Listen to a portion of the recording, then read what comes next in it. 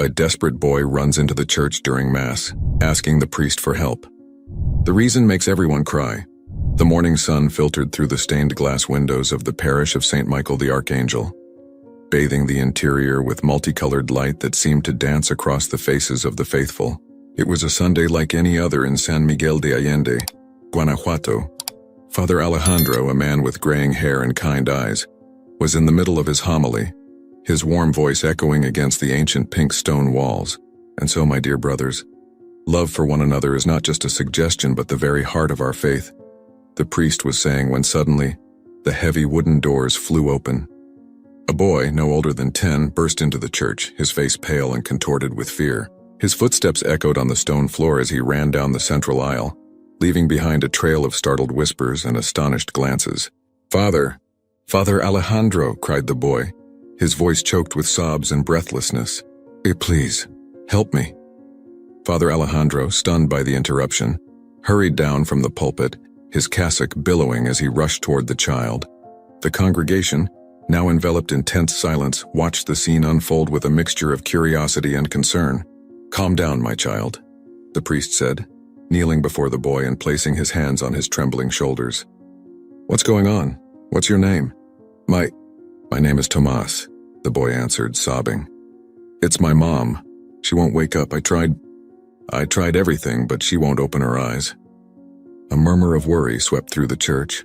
Father Alejandro looked around, noting the anxious faces of his parishioners. Among them, he recognized Doña Consuelo, an elderly woman known for her wisdom and compassion. Doña Consuelo, the priest called, please stay with the boy for a moment. Then, turning to the sacristan, he ordered, Miguel, call an ambulance immediately. Father Alejandro turned back to the congregation. My dear brothers, I ask for your prayers. We will continue the Mass later. Right now, we must attend to this emergency. As Doña Consuelo embraced Tomas, trying to comfort him, Father Alejandro removed his stole and chasuble, laying them on a nearby bench. Tomas, he said softly but firmly, I'm going with you to see your mom. Can you show me where you live? The boy nodded, wiping his tears with the back of his hand. We live closer in the San Antonio neighborhood, he replied, his voice trembling. Together, the priest and the boy left the church, followed by the worried gazes of the congregation. The morning sun, which had seemed so welcoming earlier, now felt relentless and scorching above their heads. As they hurried through the cobblestone streets of San Miguel de Allende, Father Alejandro noted the contrasts of the city, the vibrant colonial facades, the tourists beginning to fill the streets, oblivious to the unfolding drama, and the locals who watched them curiously as they passed by. Tomas, the priest said as they walked, can you tell me what happened this morning? The boy, still sobbing, tried to explain. I woke up and went to the kitchen. Mom is always there making breakfast, but today she was on the floor. I tried to wake her, shook her, yelled at her, but she wouldn't move. There were lots of pill bottles around her. Father Alejandro's heart sank at the boy's words. The situation was far more serious than he had initially imagined. Finally, they arrived at a small adobe house with a chipped blue door. Tomas, his hands trembling, opened the door. Inside, the home was modest but clean, with walls adorned with religious images and family photos. Mom? Tomas shouted, running toward the kitchen. Father Alejandro followed, mentally preparing himself for what he might find. In the small kitchen, a young woman no older than 30 lay on the floor. Her pale, gaunt face contrasted with the colorful tiled floor.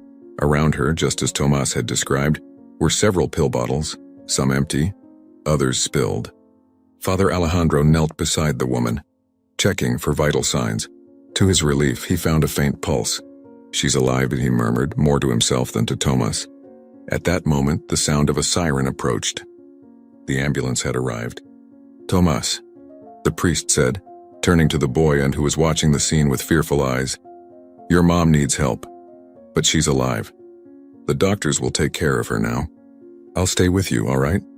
The boy nodded, throwing himself into Father Alejandro's arms, seeking comfort.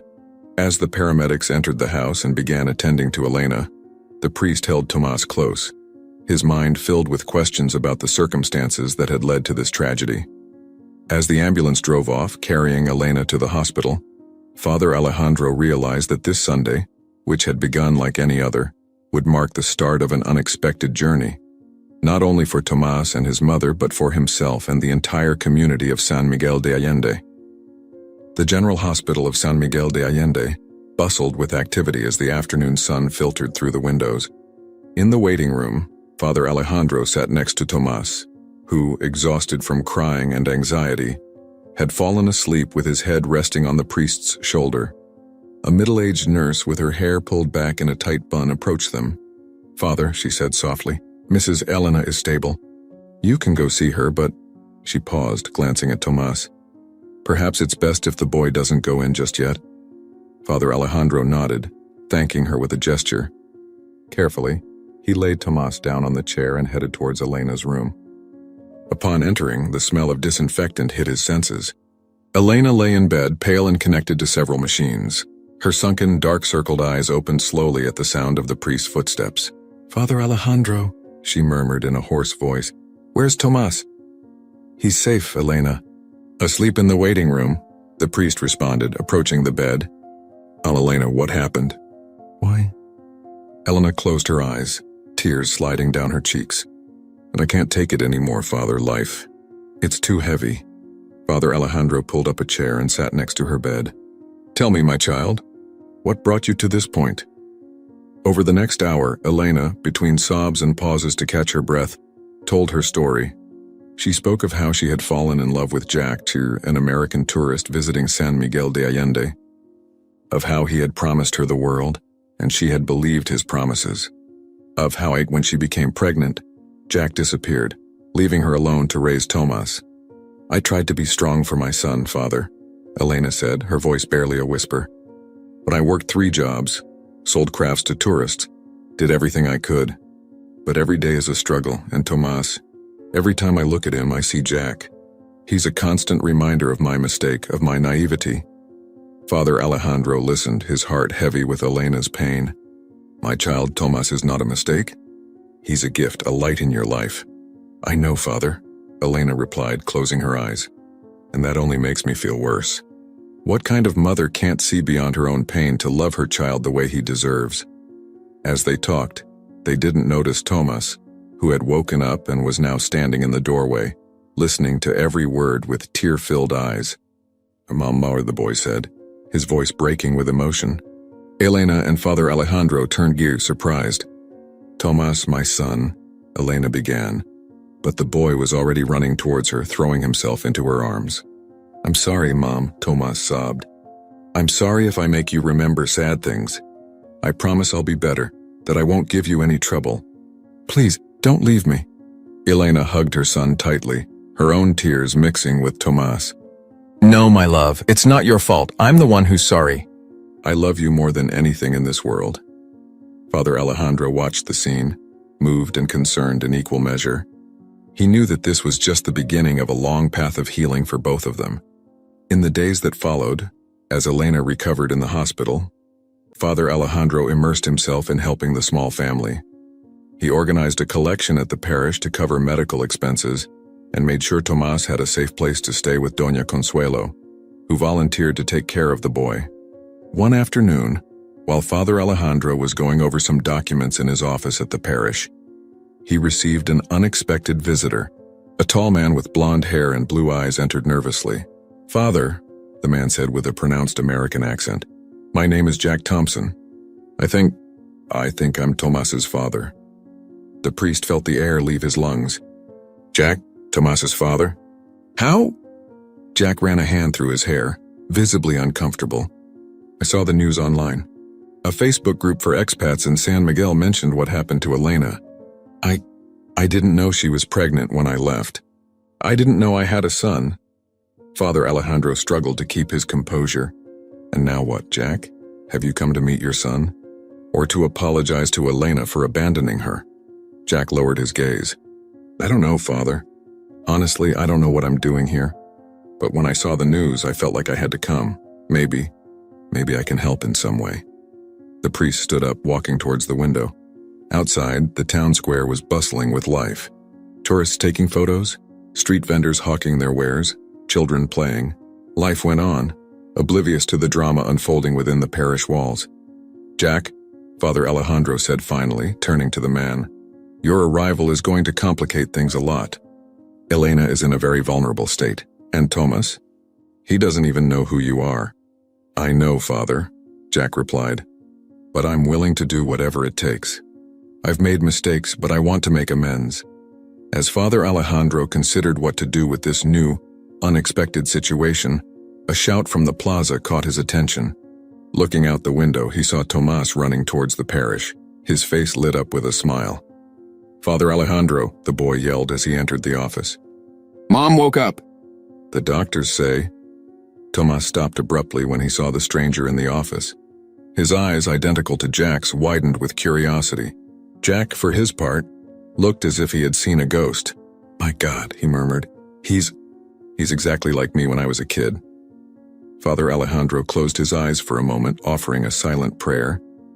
He knew that what was about to happen would change the lives of everyone involved forever. "Tomas," he said gently, "there's someone here I think you should meet." The sun was setting over San Miguel de Allende, painting the sky with shades of orange and pink that reflected off the colonial facades of the city. In the hospital room, the air felt heavy, thick with tension and unspoken emotions. Elena, sitting up in her hospital bed, stared intently at Jack, who stood by the window, unable to meet her gaze. Father Alejandro, seated between them, kept a hand on Tomas's shoulder, who watched the scene with a mixture of confusion and anxiety. "How dare you show up now?" Elena's voice, though weak, was full of bitterness. "After all these years, what gives you the right?" Jack ran a hand over his face, visibly distressed. "Elena, I didn't know. I swear I didn't know you were pregnant when I left." "And does that make it better?" Elena shot back. "The fact that you didn't know you left me alone with a child, does that make everything okay?" Father Alejandro intervened, his voice soft but firm. "Elena, Jack, I understand there is a lot of pain and resentment here, but we must think of Tomas. He deserves to know the truth and have the chance to have his father in his life, if that's what he wants." Tomas, who had remained silent until that moment, finally spoke. Are you my dad?" he asked, his voice barely a whisper. Jack knelt in front of the boy, his eyes filled with tears. "Yes, sir, Tomas, I'm your father. I know I haven't been here for you, and I'm so sorry. But if you'll give me the chance, I'd like to get to know you and be part of your life." Elena let out a bitter laugh. "Just like that? You think you can walk into our lives and fix everything with an apology?" "No," Jack stood up. "I know it won't be easy, but I'm willing to do whatever it takes. I've changed him, Elena. I'm not the irresponsible young man you knew." "Oh, really?" Elena said, her voice trembling with emotion. "And what about your wife? Does she know you're here?" A heavy silence fell over the room. Father Alejandro looked at Jack in surprise, while Tomas shifted his gaze between his mother and the man he had just discovered was his father. Jack paled. How do you know that?" Elena pulled out her phone from under the pillow. "At the internet, Jack. You're not the only one who knows how to search. I saw your photos, your perfect life in the United States. Your wife, your other 2 children. Do they know about us?" Father Alejandro closed his eyes, offering a silent prayer. The situation had grown even more complicated than he had feared. Jack hesitated. "No, they don't know. But I plan to tell them. I came here to do the right things, Elena." "The right thing?" Elena cried, tears streaming down her face. "Do you think showing up after 10 years and ruining your family's life over there is the right thing? What do you hope to accomplish with this, Jack?" Overwhelmed by the situation, Tomas slipped out of Father Alejandro's grasp and ran out of the room. The priest stood up to follow him, but Jack stopped him. "No, please, let me go. I need to talk to him." Father Alejandro nodded, though not fully convinced, and Jack left in search of Tomas. In the hospital hallway, Jack found Tomas sitting on the floor, his back against the wall, knees pulled up to his chest. He approached cautiously and sat down beside him. "Hey, Tomas," Jack said softly, "I know this is a lot to take in, and I understand if you're angry with me. You have every right to be." The boy looked up, his eyes filled with tears. "Why did you leave us?" Didn't you love us? Jack felt his heart break at the boy's words. It's not that, Tomas. I made a mistake. I was scared. I was young and irresponsible. But that's no excuse. I should have been here for you and your mother. And now what? Tomas asked. Are you going to stay? Or are you going back to your other family? The question hit Jack like a punch to the gut. I don't know, Tomas. I don't have all the answers. But what I do know is that I want to be part of your life if you'll let me. Meanwhile, back in the room, Father Alejandro was trying to calm Elena. Elena, I know you're hurt and angry, and you have every right to be. But think about Tomas. He deserves the chance to know his father. Elena shook her head. And what happens when Jack leaves again? When he goes back to his perfect life in the United States? I'll be the one left to pick up the pieces, Father. Like always, the priest took Elena's hands in his. Elena, faith isn't just about believing in God. It's about believing in people's ability to change and redeem themselves. Maybe this is an opportunity to heal old wounds, not just for Tomas but for you as well. At that moment, Tomas and Jack returned to the room. The boy walked up to his mother's bed and hugged her tightly. Mom, Tomas said, his voice trembling. I know you're mad at Dad. I'm a little mad at him too, but can we give him a chance? I don't want you to be sad anymore. Elena looked at her son, then at Jack, and finally at Father Alejandro. With a sigh, she slowly nodded. All right, Tomas, we can try. But sir, she added, glaring directly at Jack. If you hurt my son again, I swear to God you'll wish you never came back to San Miguel. Jack nodded solemnly. I understand, Elena, and I promise I'll do everything I can not to let you down again. Father Alejandro watched the scene, aware that this was only the beginning of a long and difficult road for everyone involved. Yet, amidst the tension and pain, he saw a glimmer of hope. In the days that followed, emotions ran high and changes came quickly. Jack stayed at a nearby hotel, visiting Elena and Tomas daily. Little by little, the initial tension began to give way to awkward but necessary conversations. One afternoon, while Tomas was napping on a chair in the hospital room, Jack approached Elena with a serious expression on his face. Elena, he said quietly, I've been thinking a lot about all of this, and I've made a decision. Elena looked at him cautiously. What decision? Jack took a deep breath before continuing. I'm going to divorce my wife. I'm going to move to San Miguel de Allende. Elena's eyes widened. Jack, you can't. Yes, I can, he interrupted. And I have to. I owe this to you and Tomas. I've spent the last 10 years living a lie, Elena. It's time for me to face the truth and take responsibility. Elena shook her head, overwhelmed. But your family over there, I'll tell them the truth, Jack said with determination. And it won't be easy, but it's the right thing to do. I want to be here, to be a father to Tomas and, if you'll allow it, to try to rebuild what we had. Before Elena could respond, a gasp interrupted them. Tomas was awake and had overheard the entire conversation. Are you really going to stay, Dad? The boy asked, his eyes shining with emotion. Jack approached his son and hugged him. Yes, Tomas, I'm going to stay. We have a lot of time to make up for. Father Alejandro, who had quietly entered the room moments earlier, watched the scene unfold with mixed emotions. He knew the road ahead would be filled with challenges, but also with the possibility of redemption and healing. As the sun set over San Miguel de Allende, bathing the city in golden hues, the priest offered a silent prayer of gratitude and hope. This family's story was far from over, but now at least they seemed to have a chance at a new beginning.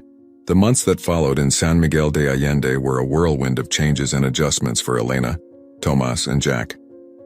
The city, with its cobblestone streets and colonial architecture, became the backdrop for their slow but steady reconciliation.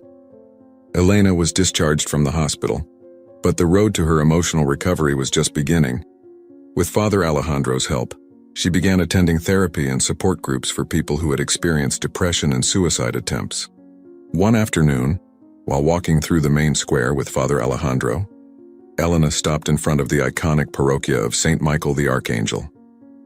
You know, Father, I never thought I'd be grateful for the day Tomas interrupted Mass, she said with a faint smile. It was the start of all this. The priest nodded. Well, sometimes, Elena, Our darkest moments are actually the beginning of something new and beautiful. Just like this church, which has withstood earthquakes and wars, you've also proven to be stronger than you thought. Meanwhile, Jack was facing the consequences of his past decisions. The divorce process was painful and complicated, especially when he had to explain the situation to his other children in the United States. However, he remained firm in his decision to stay in San Miguel and be part of Tomas's life. One day, Jack ran into Father Alejandro at the local market. "Father," Jack said as he examined some avocados, "do you think I'll ever be able to make up for all the damage I've caused?" The priest looked at him with understanding. "Jack, true repentance isn't just about feeling remorse. It's about changing our actions. You're taking steps in the right direction. Healing takes time, but it's possible." Tomas, for his part, experienced a roller coaster of emotions. The joy of having his father in his life was mixed with the fear that Jack might leave again. However, over time, he began to trust Jack more and enjoy the moments they spent together. One Sunday afternoons, after Mass, Tomas approached Father Alejandro with a question that had been weighing on his mind. "Father Miri," the boy asked, "do you think God planned all of this? That my dad left and then came back?" The priest knelt down to be at Tomas's level. "God doesn't plan our suffering, Tomas, but he gives us the strength to overcome it and learn from it. Sometimes, from the hardest situations, the greatest blessings can emerge." As the months passed, the dynamic between Elena and Jack began to change. The initial bitterness slowly gave way to a cautious friendship, forged through their shared love for Tomas and their desire to create a healthy environment for him. One evening, while having dinner in the small courtyard of Elena's house, with the scent of bougainvilleas floating in the air, Jack made a proposal. "Elena," he said, his voice filled with emotion, "I know we've been through a lot and we still have a long way to go, but I was wondering if you'd be willing to try to be a family again, the three of us." Elena looked at him, surprised. Tomas, sitting between them, held his breath, waiting for his mother's response. After a long pause, Elena spoke. "Jack, I can't deny that part of me still loves you. But there's also a part of me that's still hurt. I can't promise you anything, but I'm willing to try. For Tomas and for us." Tomas's smile lit up the courtyard more than all the candles combined. When Father Alejandro heard the news, he couldn't help but feel a mix of joy and concern. He knew the road to true reconciliation would be long and challenging, but he also saw God's hand in the way this family was healing. During one of his visits to Elena's house, the priest found them painting the living room together. Jack and Tomas were covered in paint, laughing as they tried to reach the highest corners, while Elena directed them with a mixture of exasperation and amusement. "I see you're making some changes," Father Alejandro commented with a smile. Elena nodded. "Yes, Father. We decided it was time for a fresh start. New colors, new energy, and a new family," Tomas added enthusiastically. The priest watched the scene, his heart full of gratitude. He remembered that fateful Sunday when Tomas had burst into the church, desperate and scared. How much things had changed since then? "You know," Father Alejandro said, "sometimes God works in mysterious ways. What seemed like a tragedy has turned into an opportunity for forgiveness, love, and redemption." Jack, stepping down from the ladder, walked over to the priest. "Father, I'll never be able to thank you enough for everything you've done for us." "Don't thank me," Father Alejandro replied. "Thank God and the strength you've found within yourselves to forgive and heal." As the sun set over San Miguel de Allende, bathing the city in golden and pink hues, the small family continued their task of painting and redecorating. It was a perfect symbol of what they were doing with their lives: renewing, repairing, and creating something beautiful from the ruins of the past. Father Alejandro said his goodbyes, carrying with him the image of this family in the process of rebuilding. As he walked back to the parish, he reflected on how a simple cry in church had set off a series of events that had changed so many lives. In the heart of San Miguel de Allende, a city known for its beauty and its capacity to reinvent itself, a family was writing its own story of rebirth and hope. The dawn painted the sky over San Miguel de Allende with soft pink and golden hues as the bells of St. Michael the Archangel Parish began to chime, calling the faithful to Sunday Mass. In the small adobe house with the freshly painted blue door, Elena, Jack, and Tomas were getting ready to attend church together for the first time as a family. Tomas, now 11 years old, was adjusting his freshly ironed shirt in front of the mirror. "Do you think people will look at us weird?" he asked, his voice betraying a hint of nervousness. Elena approached her son, smoothing out an imaginary wrinkle on his shoulder. "Maybe some will, my love, but that doesn't matter. What matters is that we're together." Jack, standing in the doorway of the room, nodded with a smile. "Your mother is right, Tomas. Besides, this community has supported us a lot. I'm sure they'll be happy to see us together and happy." As they walked through the cobblestone streets toward the church, Elena couldn't help but remember that fateful Sunday more than a year ago, when Tomas had burst into Mass, desperate and scared. How much things had changed since then. Upon entering the church, they were greeted by the curious but kind gazes of the parishioners. Father Alejandro, from the altar, gave them a warm, welcoming smile. During the homily, the priest spoke about the power of forgiveness and redemption. His words seemed directed especially at them, though the message was universal. "Sometimes," Father Alejandro said, his voice resonating in the church, "our darkest moments can become the catalyst for our greatest transformation. Forgiveness is not weakness, but the greatest show of strength. And love, my dear brothers and sisters, love has the power to heal the deepest wounds." Elena felt Jack's hand reach for hers, and for the first time in a long while, she didn't hesitate to intertwine her fingers with his. Tomas, sitting between them, smiled as he saw this gesture. After Mass, as the crowd dispersed into the square outside the church, Doña Consuelo approached them. The elderly woman who had cared for Tomas during their hardest times hugged them with tears in her eyes. "Just look at you," she said, her voice trembling with emotion. "What a beautiful family you've become. God works in mysterious ways, doesn't he?" Jack nodded, his voice thick with emotion. "Yes, Doña Consuelo, and we're eternally grateful for the support of people like you and Father Alejandro." As they spoke, Father Alejandro joined them. "Elena, Jack, Tomas," he said with a smile. "You don't know how much joy it brings me to see you here today, together." Elena, with tears in her eyes, took the priest's hands. "Father, without you, none of this would have been possible. You guided us through the darkness." Father Alejandro shook his head gently. "I merely showed you the way. You were the ones who had the courage to walk it. The strength was in you all along." Tomas, who had been listening quietly, spoke then. "Father Alejandro, do you remember when I asked you if God had planned all of this?"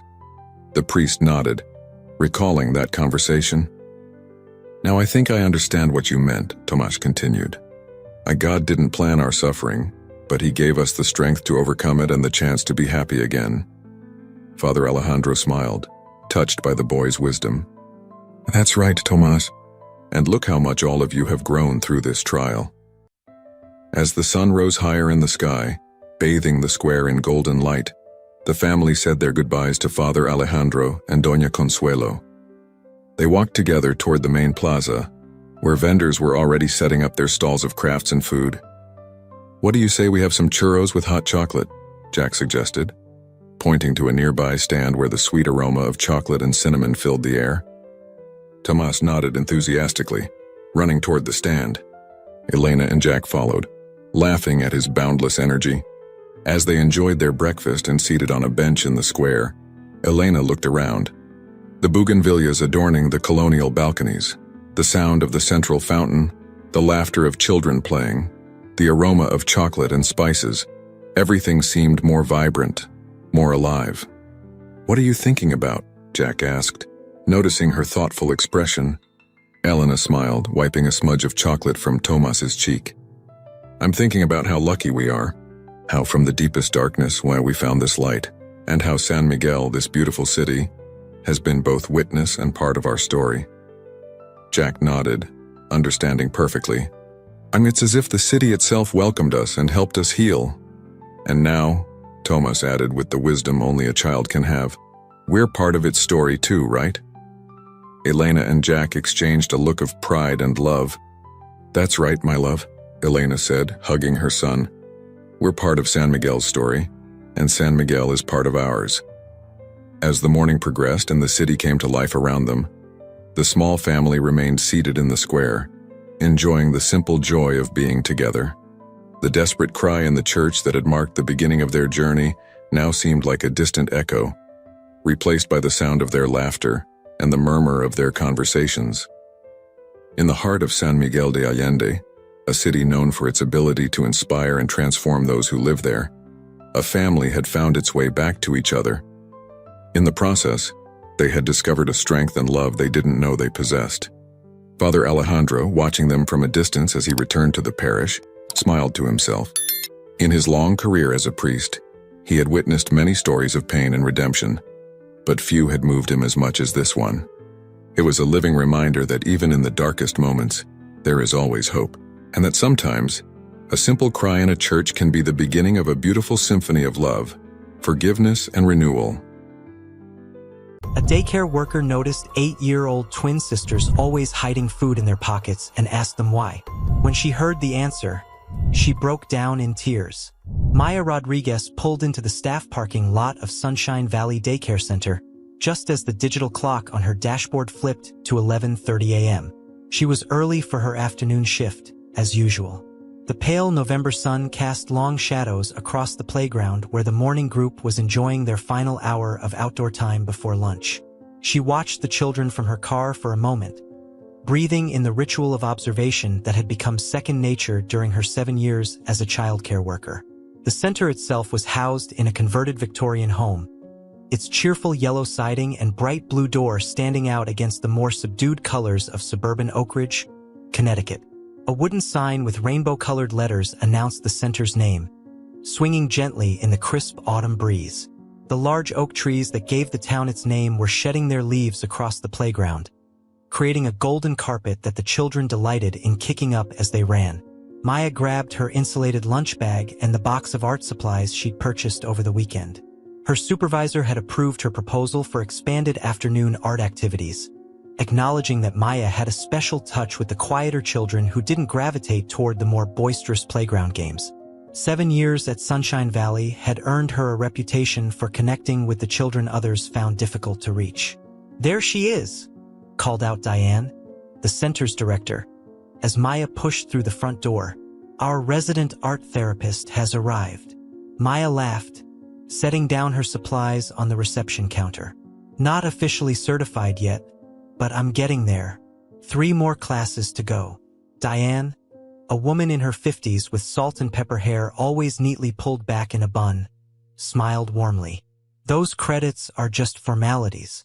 You've had the instinct since day one."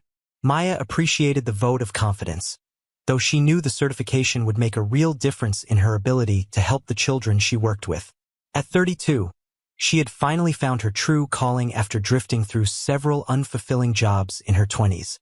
"Any special cases I should know about today?" Maya asked, falling into their daily routine of information exchange before the shift change. Diane's expression shifted subtly. "Actually, yes. You know the Bennett twins? I think we should talk about them in my office." Maya nodded, following Diane down the hallway decorated with children's artwork. The Bennett twins, Lily and Emma, had started attending the after-school program about 3 months ago, identical in appearance with their light brown hair typically arranged in matching braids. They were notably reserved compared to the other 8-year-olds. Maya had been gradually trying to draw them out, but progress had been minimal. In the privacy of her small office, Diane gestured for Maya to take a seat. Jennifer noticed something strange yesterday during afternoon snack. She said the twins were putting food in their pockets again. "Again?"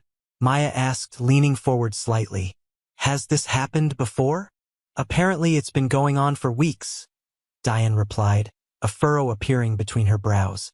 Jennifer thought they might just be saving treats for later, but yesterday she saw Emma wrapping a whole sandwich in napkins before slipping it into her jacket. When Jennifer asked what she was doing, both girls clammed up completely. Maya considered this information. Kids that age often go through phases with food. Maybe they're trading items with friends at school. That's what Jennifer thought initially, but these two don't seem to have many friends. They're always together, rarely interacting with the other children. Diane sighed, leaning back in her chair. "There's something else. Their father was late picking them up last night, nearly 30 minutes after closing. When he arrived, he looked exhausted, apologized profusely, said his delivery route ran long. Maya knew from the children's registration forms that Mark Bennett was a single father. The twins' mother had passed away, though she didn't know the details. Do we know anything else about their home situation? Not much. Mr. Bennett is very private. When he registered them 3 months ago, he mentioned that he'd recently moved to Oak Ridge for a job opportunity. The emergency contact is a neighbor, not a family member. Diane paused. I'm not suggesting anything improper is happening, but we should pay attention, Maya finished for her. I'll keep an eye on them. They usually attend my art group in the afternoons. Maybe I can build some trust there. Exactly why I wanted to talk to you, Diane said with a nod. You have a way of getting children to open up. Just tread carefully. If there is something going on, we don't want to make the girls uncomfortable. The conversation shifted to other matters, the upcoming Thanksgiving activities, supply orders, a parent committee meeting scheduled for the following week. But Maya's mind kept returning to the Bennett twins and their hidden food. It might be nothing, she told herself. Children developed all sorts of peculiar habits. Yet something about this particular behavior tugged at her instincts. After their meeting, Maya headed to the staff room to prepare for the afternoon session. The center provided care for around 40 children, split between the morning preschool group and the after-school program for elementary students. The Bennett twins would arrive with the other school-age children around 3:15 p.m. when the district buses dropped them off. Maya used the quiet hour before lunch duty to organize her new art supplies. Modeling clay, watercolor pencils, and special textured paper she'd found on sale. Her mind wandered to her own childhood, to memories of her mother working double shifts as a nurse's aide while Maya and her brother looked after each other. They'd never had much money for extras, but her mother had always made sure there was food on the table, even if it meant diluting the milk with water to make it last longer. A sharp pang of hunger interrupted her thoughts, reminding her that she hadn't eaten since breakfast. As she unwrapped her sandwich, Maya made a mental note to bring extra snacks for her art group that afternoon. Sometimes, a small gesture of sharing food could open doors that direct questions couldn't. The elementary school buses arrived with their usual cacophony of screeching brakes and excited children's voices. Maya stood at the center side entrance, clipboard in hand, checking off names as the children filed in. First the kindergartners, who required a bit more supervision during the transition, then the older students who moved with the confidence of established routine. The Bennett twins were among the last to enter, holding hands as they always did. Identical in their navy blue coats and matching pink backpacks, they would have been difficult to tell apart if not for the small butterfly clip that Emma wore in her hair, the only concession to individuality that Maya had observed. Good afternoon, Lily. Good afternoon, Emma. Maya greeted them with a warm smile. Hello, Ms. Rodriguez. They responded in unison, their voices soft. We're doing some special art projects today. Would you like to join us after snack time? The girls exchanged glances, a silent communication that Maya had noticed they often engaged in. After a moment, Lily, or at least Maya was fairly certain it was Lily, nodded. Yes, please. Wonderful. We'll be in the sunroom. Go ahead and get your snacks first.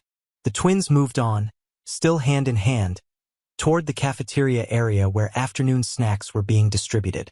Maya finished her check-in duties and followed, curious to observe what Diane had mentioned earlier. The cafeteria was a bright, open space with round tables sized for children. A long counter at one end served as the distribution point for snacks. Today it was apple slices, cheese cubes, and wheat crackers with milk or water to drink. Maya positioned herself near the counter, offering assistance while keeping an eye on the Bennett twins.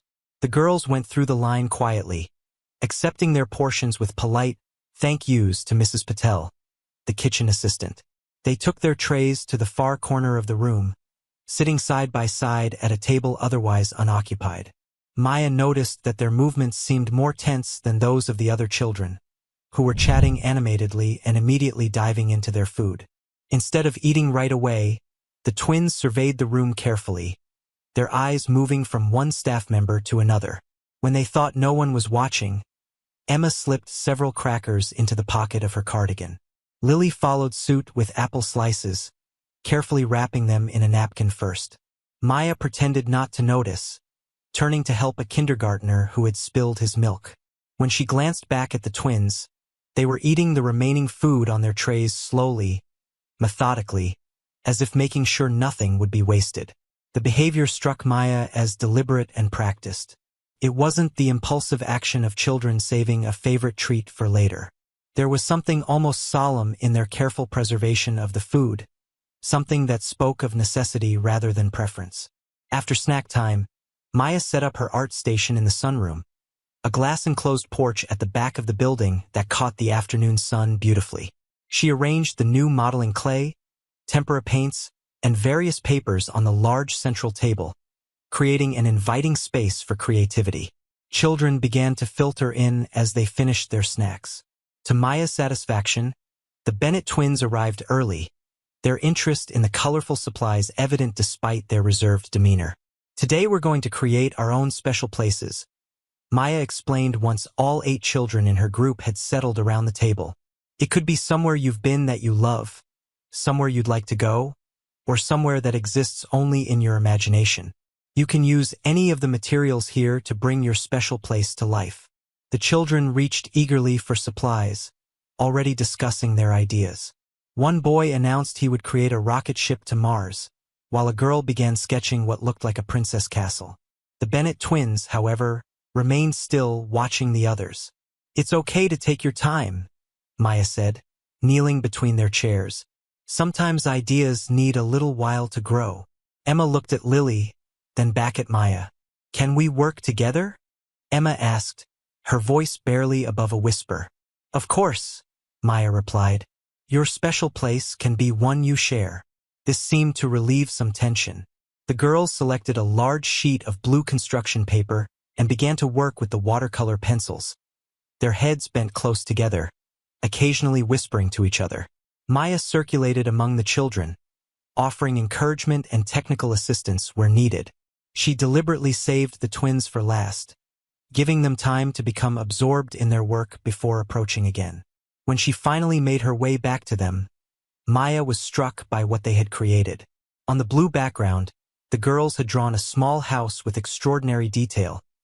Curtains in the windows, flowers along a walkway, even a mailbox with tiny numbers. In the house's center, they had drawn a large table surrounded by 3 chairs, laden with an abundance of food. "This looks wonderful," Maya said, genuinely impressed by their artistic skill.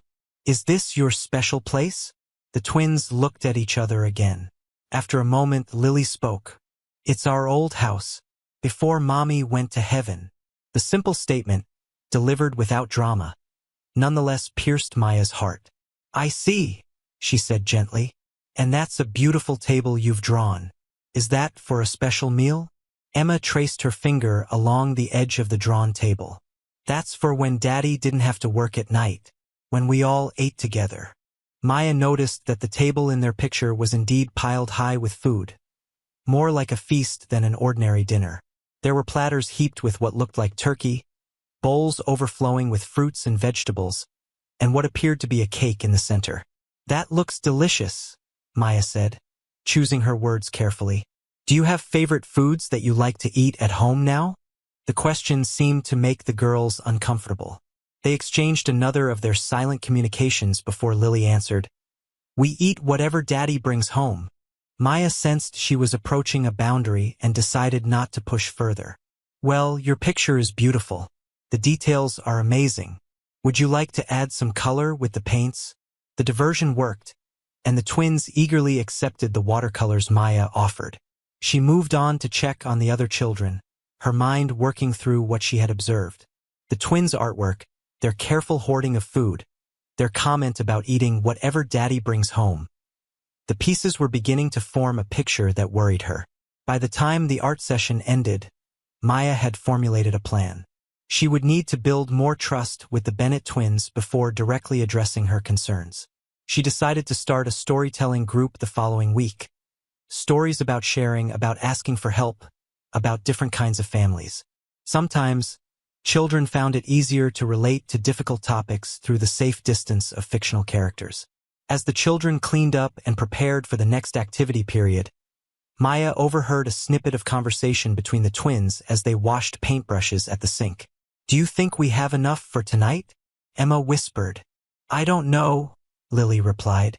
"Maybe we should ask for more crackers before we go." "But Ms. Patel already saw us take extra. We can say we're still hungry." Maya pretended to focus on organizing papers, but her concern deepened.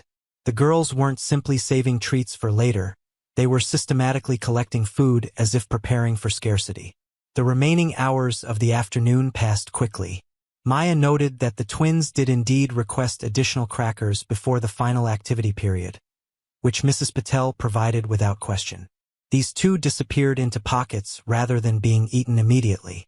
At 5:45 p.m., 15 minutes before closing, Maya was helping with final cleanup when Diane approached her. "Mr. Bennett just called," Diane said quietly. "He's running late again. Traffic accident on the highway. He apologized profusely and said he should be here by 6:30 at the latest. Can you stay with the twins until then?" "Of course," Maya replied. "We'll wait in the reading corner." Most of the other children had already been picked up, the center gradually growing quieter as the day wound down. Only the Bennett twins remained, sitting patiently in the reading corner with books they weren't actually reading, their backpacks already zipped and ready by their feet. Maya joined them, bringing a picture book she thought might interest them. "Your dad called to say he'll be a little late," she explained. "Traffic problems. But he's on his way. Would you like me to read to you while we wait?" The girls nodded, setting aside their books. Maya settled into the oversized armchair, and to her surprise, the twins sat on either side of her, pressing close as if seeking warmth. As Maya read the story, a gentle tale about a family of rabbits preparing for winter, she felt Lily relax against her arm. The physical contact seemed to soothe both girls, and Maya wondered how much affection they received at home. A single father working long hours would have little time for cuddles and bedtime stories. "Ms. Rodriguez?" Emma said when the story ended. "Yes, Emma? Why do some people have lots of food and some don't?" The question, coming out of nowhere, caught Maya off guard. She took a moment to consider her response, aware that this might be an opening to a deeper conversation. "That's a very thoughtful question," she began. "People have different amounts of money to spend on food. Some jobs pay more than others, and some families have more expenses, like medical bills or housing costs. Our daddy works all the time," Lily said, "but sometimes the food still runs out." Maya's heart constricted. "That must be hard," she said gently. "Does that happen often?" The twins exchanged their characteristic glance. "Only on the hungry days," Emma finally said, as if this explained everything. "What are the hungry days?" Maya asked, keeping her tone conversational despite the alarm bells ringing in her mind. Lily shrugged. "When the cabinet is empty. Daddy says it's just for a little while until payday." Maya was formulating her next question when the center's doorbell rang, announcing Mark Bennett's arrival. The twins immediately straightened, a wariness returning to their expressions. "That must be your dad," Maya said, helping them gather their belongings. "Thank you for waiting so patiently." Mark Bennett was a tall man with the same light brown hair as his daughters, though his was cut short and showing early signs of gray at the temples. Despite the November chill, he wore only a thin jacket over his delivery company uniform. Deep circles beneath his eyes spoke of chronic exhaustion. "I'm so sorry for the delay," he said, his voice strained. "There was a 5-car pileup on I-84. Thank you for staying late with them." "It's no problem at all," Maya assured him. "The girls are wonderful company." At the mention of his daughters, Mark's expression softened. He knelt down, opening his arms, and the twins rushed to hug him. "There are my princesses," he said, embracing them tightly. "Ready to go home?" Maya watched the interaction carefully. There was genuine love there, no doubt about that. Mark Bennett clearly adored his daughters, and they him. Whatever difficulties the family was facing, emotional neglect didn't appear to be among them. As the Bennetts prepared to leave, Maya made a split-second decision. "Mr. Bennett," she said, "I'm starting a new storytelling group next week. Lily and Emma seem very interested in books. Would it be all right if they joined? Call me Mark, please, he replied, straightening. And yes, that sounds fine. They love stories. He glanced at his watch. We should get going. Still have to make dinner. Of course, Maya said. Oh, one more thing. We're updating our emergency contact forms. Do you have a minute to check if your information is current? It was a small fabrication, but it would give her a chance to verify their address and perhaps gain additional insights into the family's situation. Mark looked at his watch again but nodded. Sure, but it'll have to be quick. Maya led him to the reception desk, pulling out a blank emergency contact form and a pen. As Mark filled it out, she noticed his hands, calloused and chapped from work, with a healing cut across one palm. You mentioned dinner, Maya said casually. Do the girls have any food allergies we should update in our records? We're planning some cooking activities for the holidays. No allergies, Mark replied, his attention on the form. They're not picky eaters either, which is a blessing. That's helpful. Some children can be so particular at this age. Mark finished the form and handed it back. My girls know to be grateful for what they have, he said, a note of pride in his voice. Their mother taught them that. Maya sensed an opening. They mentioned their mother today during art.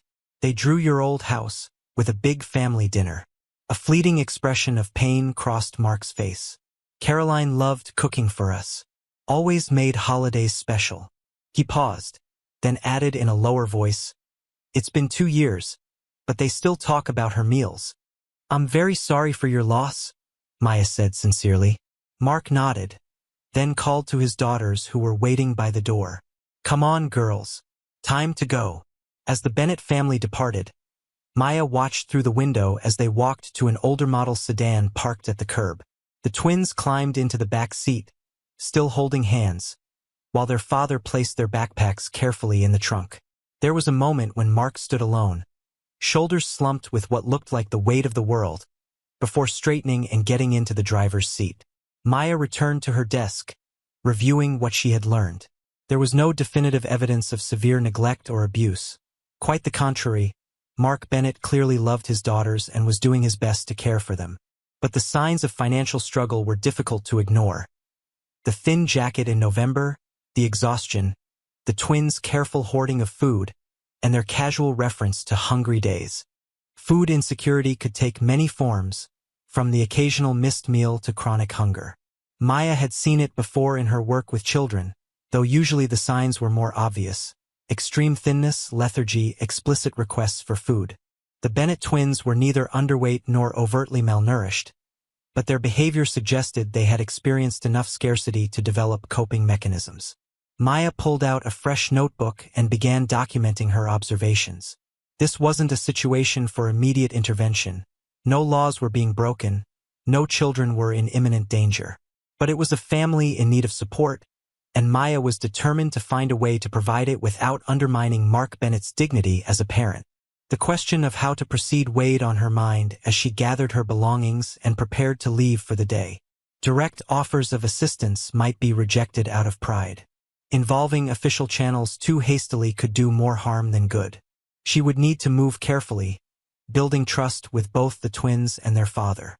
As Maya drove home through the darkening streets of Oak Ridge, she thought about her own childhood, about the times her mother had sent her and her brother to school with carefully packed lunches despite having little food at home, about the neighbors who sometimes accidentally made too much dinner and brought over the extras, about the teacher who had started a weekend backpack program without ever singling out the children who needed it most.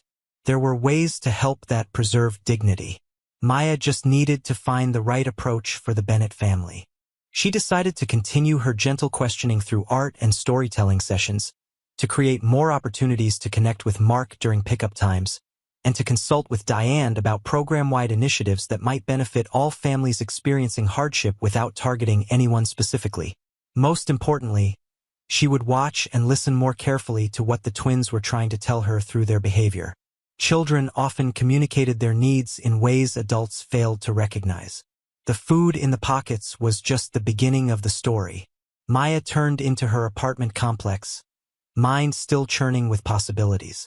Tomorrow, she would bring extra snacks, not just for her art group, but specifically chosen with the Bennett twins in mind.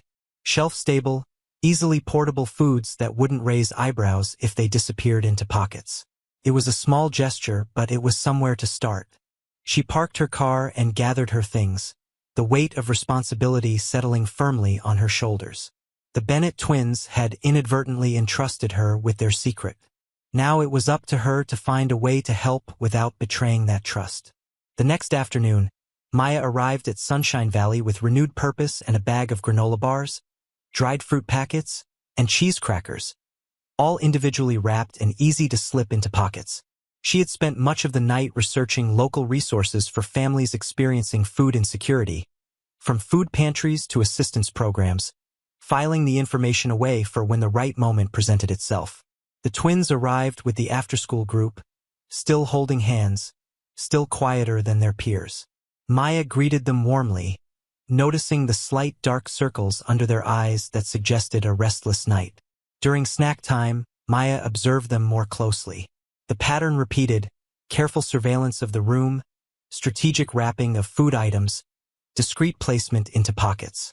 Today, they managed to secure several cheese cubes and a handful of grapes in addition to their usual crackers. For the art session, Maya had prepared a different kind of activity. Today, she announced to her group, "We're going to create story boxes. These are special containers that hold the important parts of a story we want to tell."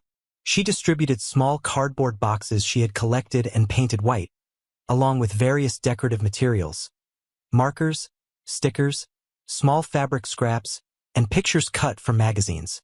First, think of a story you want to tell. It could be about something that happened to you or something you imagine. Then, decorate your box to show what that story is about. Finally, we'll find or create small objects to put inside the box that represent important parts of your story. The children began working enthusiastically, some already declaring what their stories would be about: a birthday party, a trip to the beach, a favorite pet. The Bennett twins, however, hesitated, examining their box with uncertainty. Maya approached them quietly. "It's okay if you're not sure what story to tell yet. You can start by decorating the box and see what story emerges." Lily looked up at her, those solemn eyes searching Maya's face. "Can our box be about a secret?" The question caught Maya off guard. "Of course," she said after a moment. "Some of the best stories begin with secrets." This seemed to satisfy the twins, who began selecting materials with new purpose. Maya moved among the other children, offering assistance and encouragement, but kept returning to observe the twins' progress. They had chosen a color scheme of dark blues and purples for the outside of their box, creating what looked like a night sky with silver star stickers scattered across it. When Maya returned toward the end of the session, the twins were carefully placing small items inside their completed box. A paper napkin folded into a tiny square, a cracker wrapped in tissue paper, a drawing of what appeared to be a refrigerator with nothing inside it. "May I see what you've created?" Maya asked gently. The twins exchanged glances before Lily slowly pushed the box toward her. Maya sat down between them, examining the night sky design with appropriate admiration. "It's beautiful," she said. "Can you tell me about your story?" "It's about the hungry days," Emma whispered, "and how we help Daddy not be sad about them." Maya's heart constricted, but she kept her expression neutral. "I'd like to hear more about that, if you want to share." Lily reached into the box and pulled out the drawing of the empty refrigerator. "Sometimes when Daddy opens this, there's nothing inside. He gets a worry line here." She touched her own forehead, mimicking a furrowed brow. "He thinks we don't see, but we do. So we save food," Emma continued, indicating the wrapped cracker. "From school and from here. We hide it in our special place at home. For the hungry days," Maya said softly, echoing their phrase. Both girls nodded solemnly. "That's very thoughtful of you," Maya said, choosing her words carefully. "Does your daddy know you save food?" Another exchange of glances. "No," Lily finally admitted. "It's our secret. He would feel bad." "Sometimes," Emma added, "we put food on his plate when he says he's not hungry. We pretend it's extra we don't want."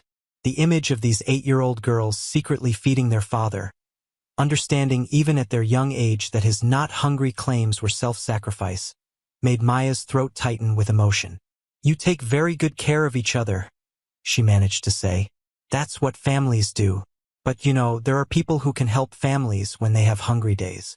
People whose job it is to make sure everyone has enough food." The twins looked skeptical.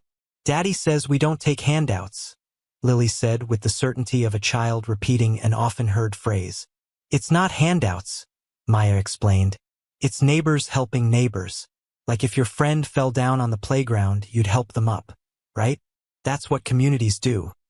They help each other when someone is having a hard time." Before the conversation could continue, another child called for Maya's assistance with a glue mishap. By the time she returned, the twins had closed their story box and were helping clean up the art supplies. "Ms. Rodriguez?" Emma said as they prepared to move to the next activity. "Can we keep our box here? We don't want Daddy to find it." "Of course," Maya replied. "It will be safe in my art cabinet." The twins nodded, satisfied, and joined the line of children heading for the playground. Maya carefully placed their story box on a high shelf in her supply cabinet, her mind racing with the implications of what she had learned. The situation was clearer now, though no less concerning. The Bennett family was experiencing periodic food insecurity, with Mark Bennett apparently skipping meals to prioritize feeding his daughters. The twins, perceptive and resourceful, had developed their own coping strategy through food hoarding. They were protecting their father's pride as much as their own hunger. Maya knew her next steps would require delicacy. Confronting Mark directly could backfire, making him defensive or, worse, leading him to withdraw the twins from the center out of embarrassment. Yet doing nothing was not an option. She decided to start with the twins themselves, building on the trust they had begun to show her. The story box activity had opened a door, and Maya intended to keep that door open through continued creative engagement. For the remainder of the afternoon, she made sure to distribute her special snacks during the outdoor play period, casually offering them to all the children but ensuring the Bennett twins each received several items. As she had anticipated, most of these disappeared into pockets rather than being eaten immediately. When 6 p.m. approached, Maya volunteered to supervise the last few children waiting for pickup. She wanted another opportunity to observe Mark Bennett and perhaps find an opening for conversation. He arrived on time this evening, looking marginally less exhausted than the day before. The twins ran to him as usual, receiving his warm embrace with evident joy. "How was your day, princesses?" he asked, kneeling to their level despite his obvious physical fatigue. "We made a story box," Lily told him. "And played freeze tag," Emma added. "That sounds wonderful." He looked up at Maya with a grateful smile. "Thanks for looking after them. They always tell me how much they enjoy your art activities." "They're very creative," Maya replied. "Actually, I wanted to ask if you'd be interested in participating in our family art night next Friday. We're encouraging parents to come create alongside their children." It was an idea Maya had formulated only moments ago, but she could develop it properly with Diane's approval. Family involvement events were always encouraged, and this one would serve multiple purposes, giving Mark Bennett an opportunity to engage with his daughters in a supportive environment, allowing Maya to observe their family dynamics more closely, and potentially creating a relaxed context for discussing resources. Mark hesitated. "I usually work Friday evenings. We're running it from 5 to 7 o'clock, Maya improvised. "Even if you could come for the last half hour, the girls would love it. We'll have refreshments too." She saw him weighing the decision, glancing at his daughters' hopeful faces. "Please, Daddy?" the twins asked in unison. "I'll see if I can switch shifts with someone," he finally agreed. "No promises, but I'll try." The twins beamed, and Maya felt a small surge of victory. It was a tentative first step, but an important one. "Wonderful," she said. "I'll send home a flyer tomorrow with all the details." As the Bennett family left, Maya watched them walk to their car. The twins skipped alongside their father, chattering with more animation than Maya had ever observed at the center. Mark listened attentively, one hand on each girl's shoulder, his earlier exhaustion seemingly lightened by their enthusiasm. The scene confirmed what Maya already believed. This was a family bonded by love, struggling not with emotional connection but with material resources. The solution wouldn't be found in parenting classes or family counseling, but in practical support that acknowledged their dignity while addressing their needs. Maya turned back to her closing duties with renewed determination. The story box had revealed pieces of a larger narrative, a narrative she was now committed to understanding fully, and, if possible, helping to rewrite. That evening, as she updated her notes on the Bennett family, Maya reflected on the twins' revelation about their special place at home where they hid food. Children often created such caches when food security was uncertain. It was an adaptive response, a way of establishing some control over an unpredictable situation. The fact that the twins were also attempting to feed their father, recognizing and responding to his self-sacrifice, spoke to their emotional intelligence and the strong bonds within their family. Maya closed her notebook, a plan forming in her mind. She would proceed on multiple fronts, continuing to build trust with the twins through art and storytelling activities, creating opportunities for positive engagement with Mark, researching community resources that could be presented as universal offerings rather than targeted charity, and consulting with Diane about center-wide initiatives. The Bennett twins had entrusted her with their secret.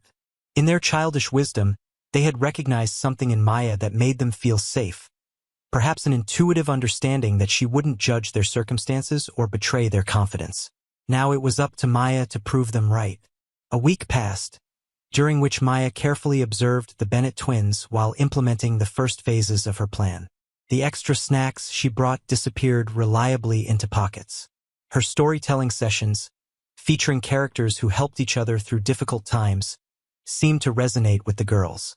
The art activities she designed, particularly those focused on safe places and helping hands, elicited small but significant revelations about their home life.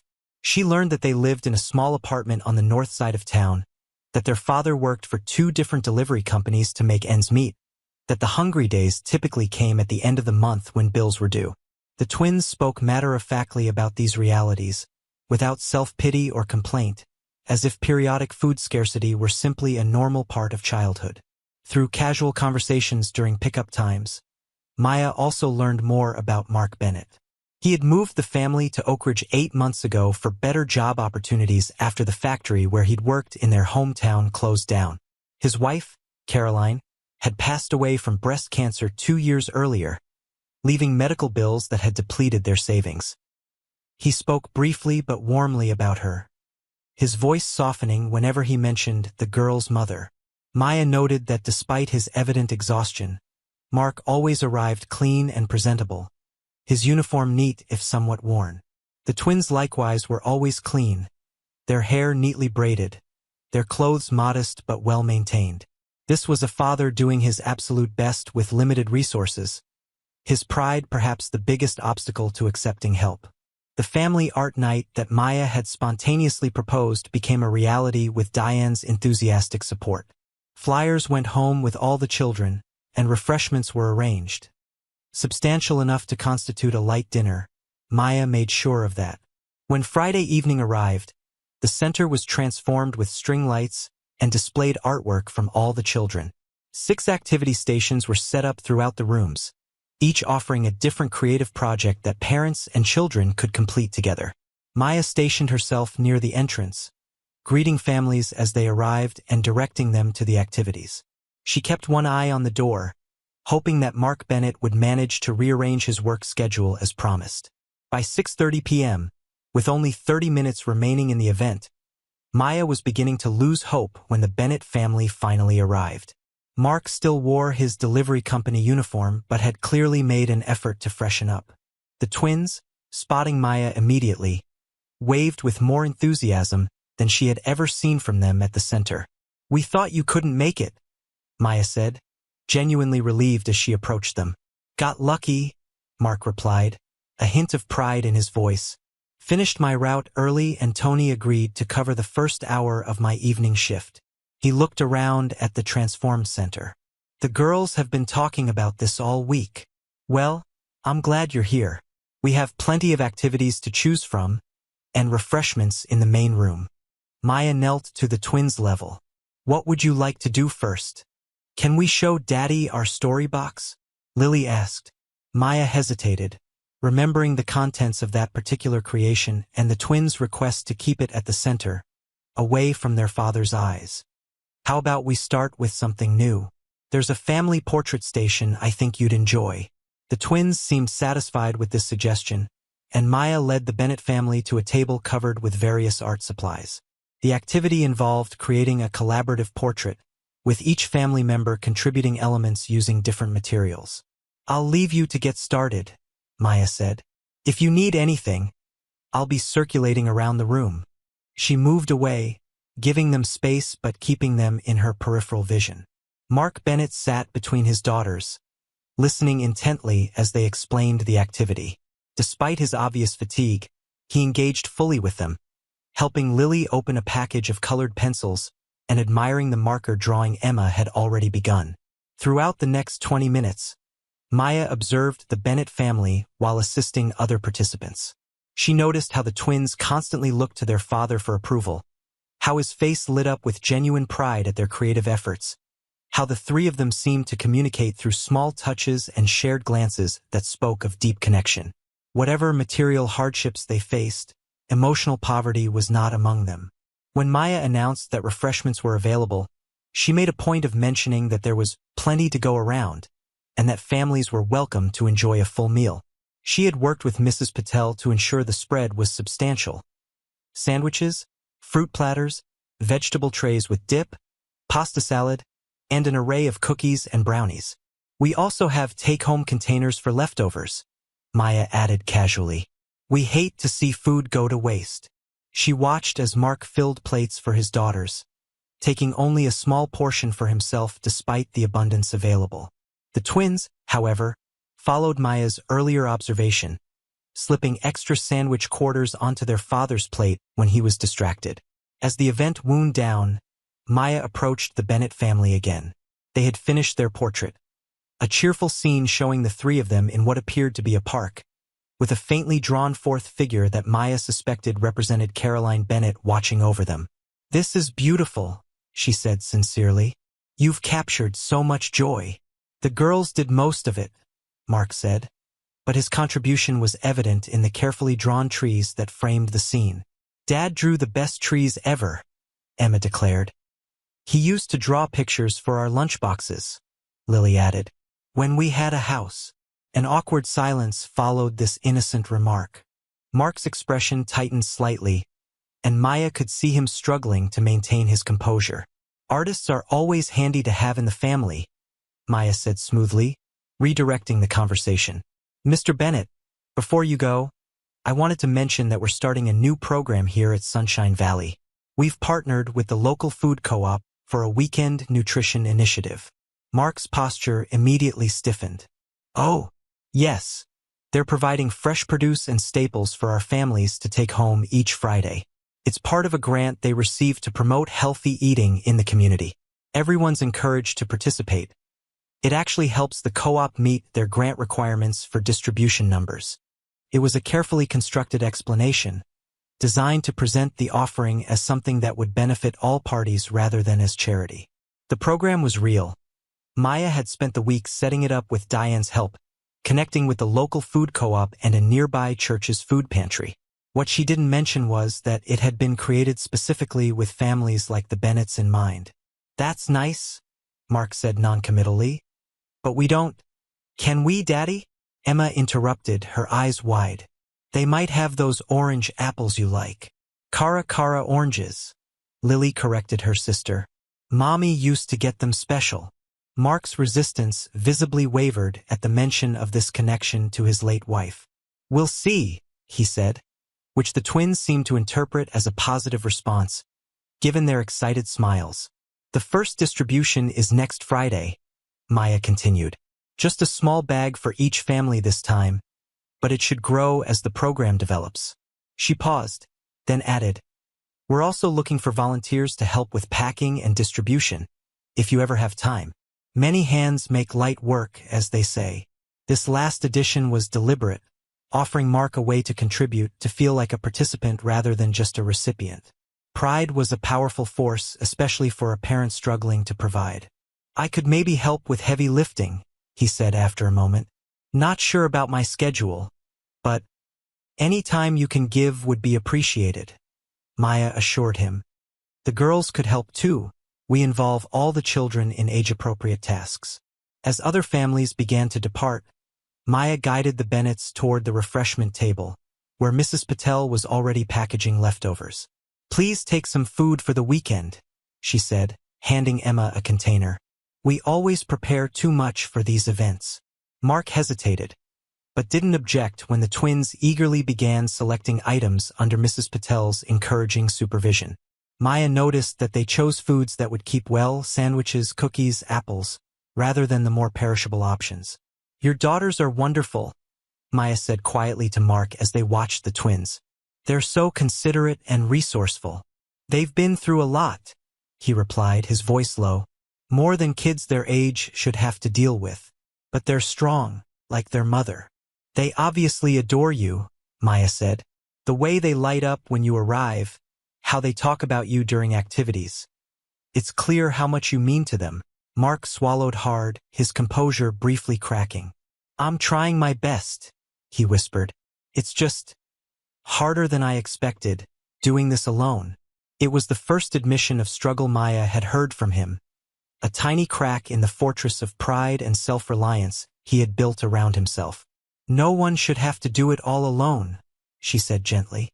"That's what community is for." Before he could respond, the twins returned with a container packed with food, proudly showing their father their selections. "Look, Daddy, enough for tomorrow too," Lily announced. "And we got extra cookies," Emma added with a conspiratorial smile. Mark managed a smile, ruffling their hair affectionately. "Looks like we're all set for a picnic lunch tomorrow then." As the Bennett family prepared to leave, Maya helped the twins gather their artwork and made sure Mark had information about the new food distribution program. She walked them to the door, where Mark paused. "Ms. Rodriguez, Maya," he said, seeming to choose his words carefully. "Thank you for making the girls feel so welcome here. It means a lot."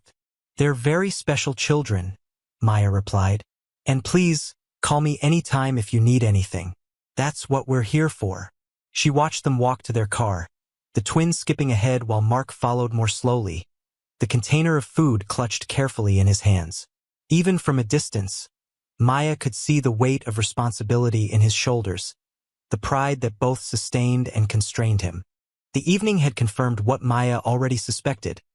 The Bennett family's hungry days were real, not the product of childish imagination or exaggeration.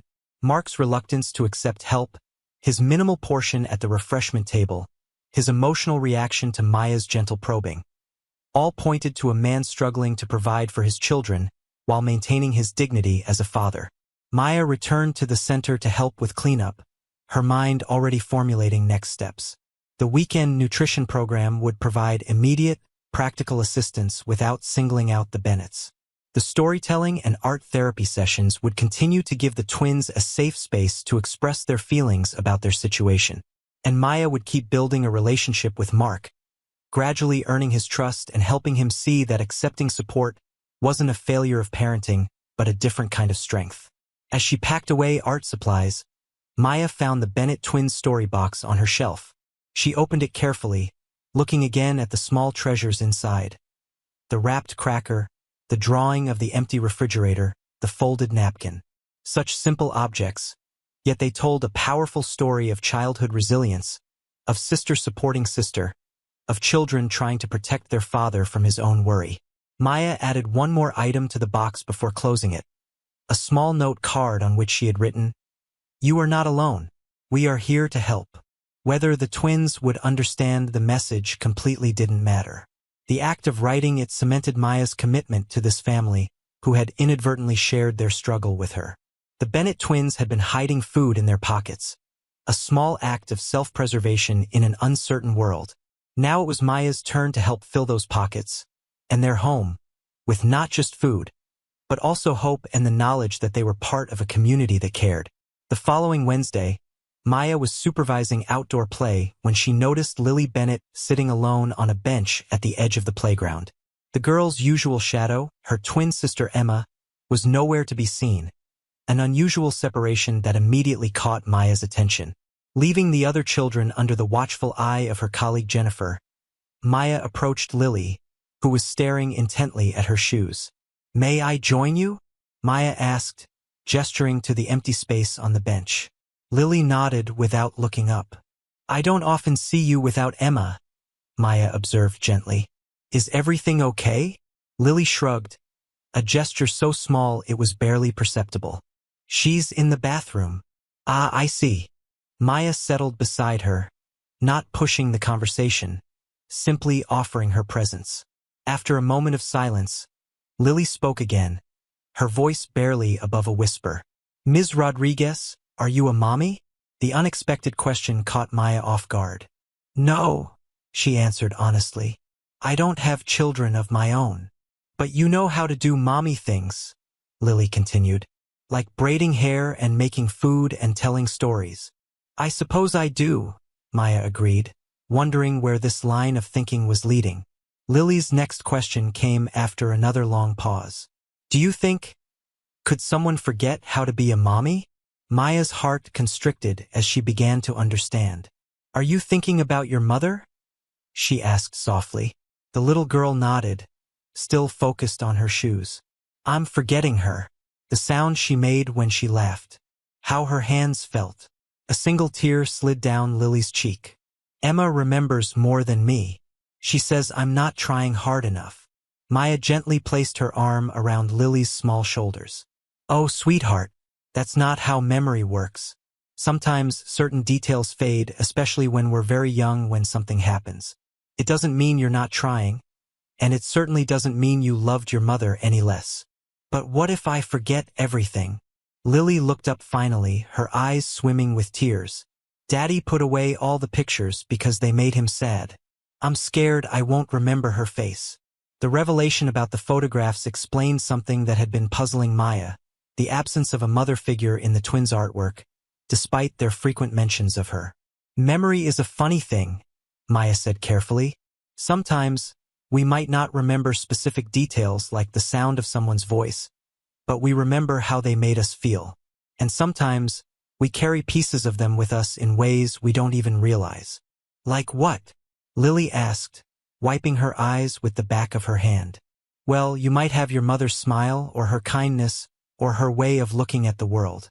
Those are all ways of remembering, too." Lily considered this, her brow furrowed in concentration.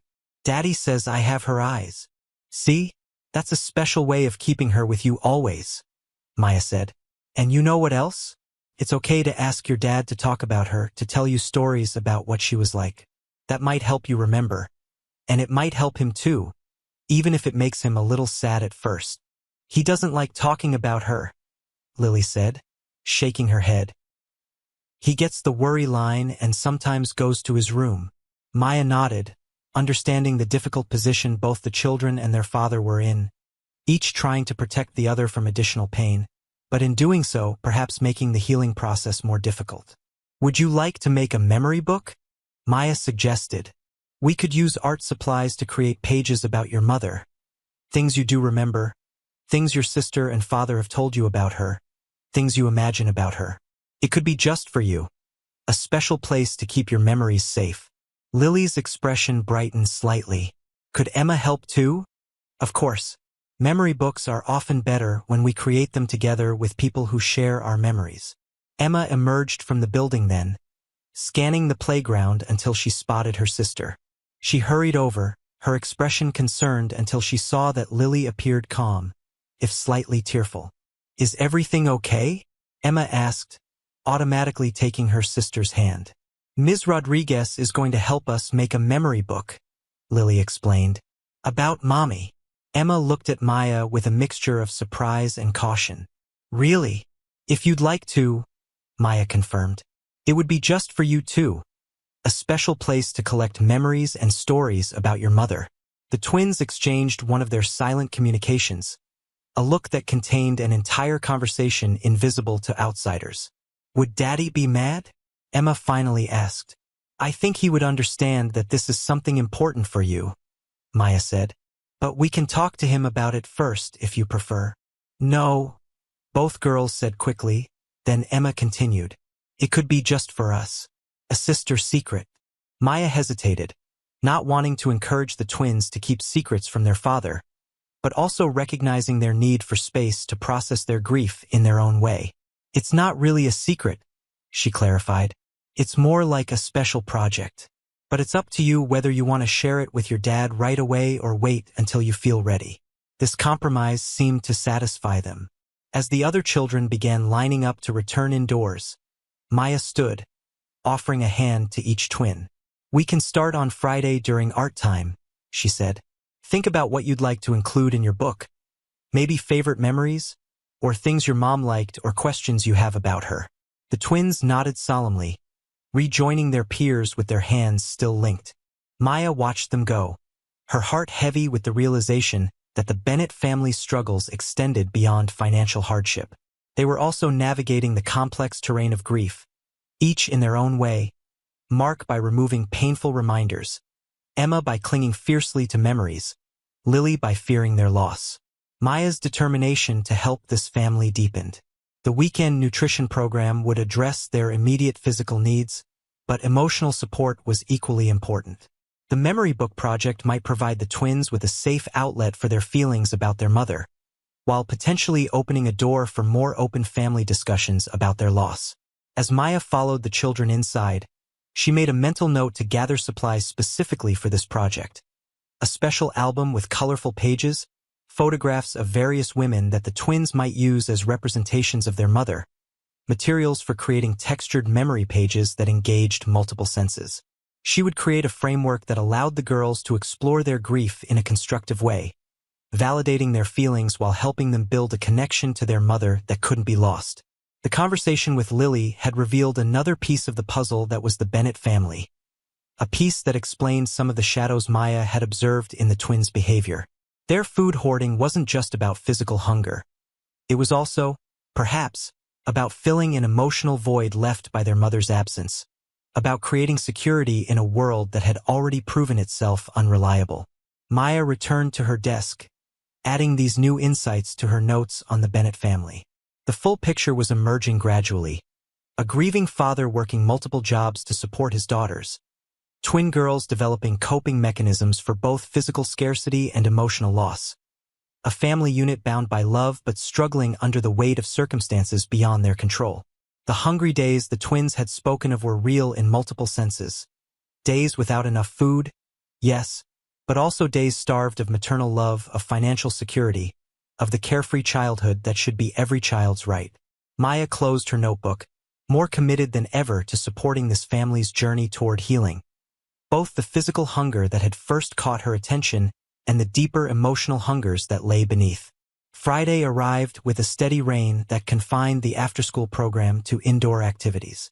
Maya had prepared the art room for both the general session and the special memory book project she had promised the Bennett twins. When the school buses delivered the children, rain-dampened and more energetic than usual due to their confinement, Maya noticed immediately that something was different about the Bennett twins. They entered without holding hands, an unprecedented sight, and Emma's face bore the tight, closed expression of a child struggling to contain strong emotions. Lily followed a step behind, her eyes red-rimmed and swollen. "Good afternoon," Maya greeted them, concerned by their appearance. "Would you like to join me in the art room? I've set up our special project." "We can't do it anymore," Emma said flatly. "Lily told Daddy about it." Maya knelt to their level, keeping her voice gentle. "What happened?" Lily's lower lip trembled. "I asked Daddy if we could see pictures of Mommy for our memory book. He got really mad and said we shouldn't be talking about her all the time." "He wasn't mad at you," Emma corrected, with the air of someone who had already explained this multiple times. "He was just sad. But now we can't do the project." Maya considered this development carefully. "I understand that your dad might have strong feelings about this. Grief affects everyone differently. But maybe we could still create something together. Not necessarily about your mom specifically, but about feelings and memories in general." The twins exchanged uncertain glances, their usual unity fragmented by this disagreement. Could we at least try? Maya suggested. If it doesn't feel right, we can stop and do something else. After a moment, Lily nodded, followed reluctantly by Emma. Maya led them to a small table she had set up in a quiet corner of the art room, somewhat separated from where the other children would be working. Today I thought we could create what's called a feelings map, Maya explained, bringing out colored paper, markers, and a variety of textured materials. It's a way of showing different emotions and how they connect to people and experiences in our lives. She demonstrated by drawing a simple outline of a person in the center of a paper. This represents you, she explained. Then, you can use different colors, shapes, and materials to show different feelings and connect them to memories or people. Maya had deliberately chosen an activity that could allow the twins to process their emotions about their mother without explicitly creating a memory book that might upset their father. A feelings map could include memories of their mother but would have a broader focus that might feel less threatening. The twins worked on their maps with unusual separation, Emma creating hers independently while Lily frequently looked to Maya for guidance. Their different approaches to the activity reflected their different ways of processing grief. Emma methodical and self-contained, Lily seeking external validation and support. As they worked, Maya circulated among the other children but kept returning to check on the twins. During one such check-in, she noticed that Emma had created a complex map with distinct sections separated by thick black lines. One section was filled with warm colors and labeled before, while another used cooler blues and grays and was marked after. There was a small, separate area surrounded by what looked like a fortress of sharp-edged shapes labeled simply hungry. Lily's map was less structured but more textured. She had used cotton balls, fabric scraps, and crinkled tissue paper to create a tactile representation of her emotional landscape. At the center was not a single figure but three holding hands, with a fourth figure floating above them, surrounded by soft yellow tissue paper like a halo. "Would you like to tell me about your maps?" Maya asked when they both seemed to be finishing. Emma shook her head, but Lily nodded. "This is us," she said, pointing to the three central figures. "And this is Mommy watching us from heaven." She indicated the haloed figure, then pointed to a dark area at the bottom of her map made of rough sandpaper. "This is the scared place. It's when the food is gone and Daddy looks worried and the apartment feels cold even when it's not." The simple description conveyed so much about the family's circumstances. Not just the physical reality of food insecurity, but the emotional atmosphere it created. The way Lily connected her father's worry with her own sense of safety. "And what's this?" Maya asked gently, indicating a brighter area where Lily had used green and blue tissue paper. "That's the daycare," Lily said. "It's warm and there's always food and nobody looks worried."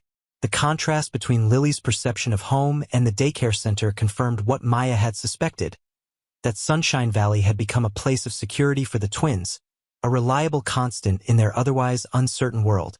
"Emma, would you like to share anything about your map?" Maya asked, turning to the other twin who had been listening silently. After a moment's hesitation, Emma pointed to the fortress-like area on her map. "This is where I keep the scared feelings so they don't get out and make Daddy sad." The insight into Emma's emotional strategy was revelatory. Her reticence, her protective attitude toward both her sister and father, her careful control all stemming from a child's understanding that her own feelings might be a burden to others. "That's a big job," Maya said softly, "keeping feelings inside like that." Emma shrugged, but Maya could see the slight tremble in her lower lip. "Somebody has to be strong. Lily cries too much and Daddy has to work." "You know," Maya said, choosing her words carefully, "being strong doesn't always mean hiding your feelings. Sometimes, it takes more strength to share them." "But it makes people sad," Emma insisted, a rare flash of emotion breaking through her composed exterior. "Yes, sometimes it does," Maya acknowledged. "But keeping everything inside can make you sad too, in a different way. Feelings need somewhere to go, just like..." She searched for a comparison that would resonate with the twins. "Just like water needs somewhere to flow. If you block it completely, It builds up pressure until it breaks through anyway. The analogy seemed to connect, particularly with Emma, who stared at her map thoughtfully. Sometimes I get really angry for no reason, she admitted quietly. Like yesterday with Lily. I didn't mean to yell. That might be some of those blocked feelings finding a way out, Maya suggested. What if we think about safer ways to express those feelings? Places where they can flow without hurting anyone. The conversation was interrupted by the arrival of other children at their table, curious about the textured materials the twins were using. Maya smoothly transitioned to a group discussion about emotions and art, allowing the Bennett twins to retreat into their usual shared silence.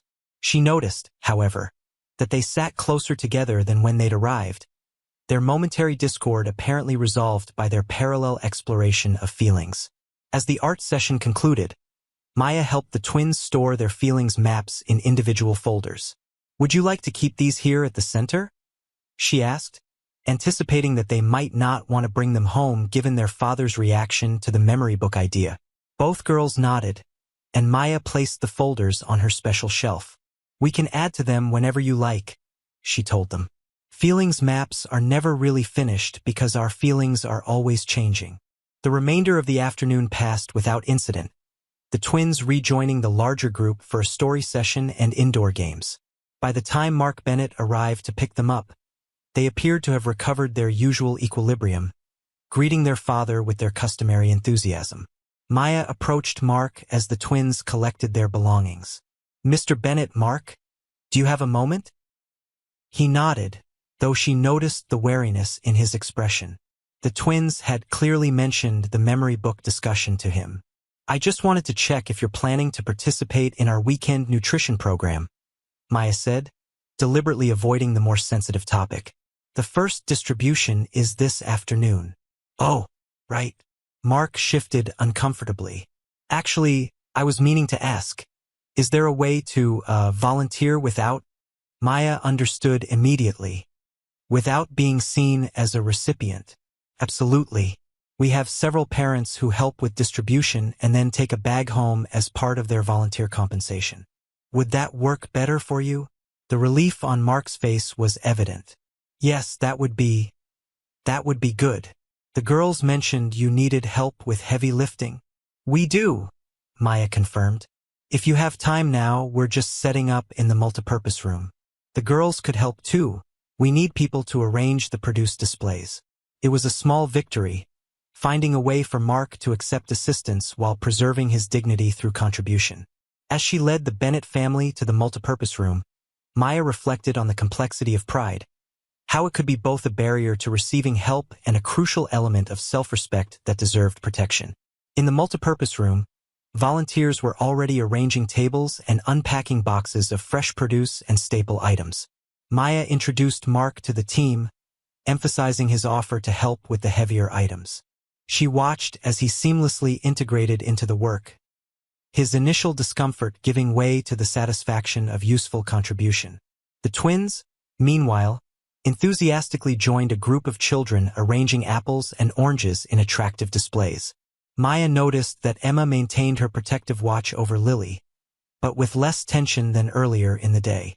As the distribution began and families arrived to collect their food bags, Maya observed Mark's interactions with other parents.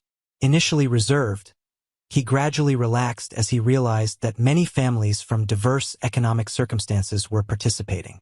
The program had been carefully designed to avoid stigma, presented as a community health initiative rather than a food assistance program, open to all families regardless of need, with multiple ways to participate either as volunteers, recipients, or both.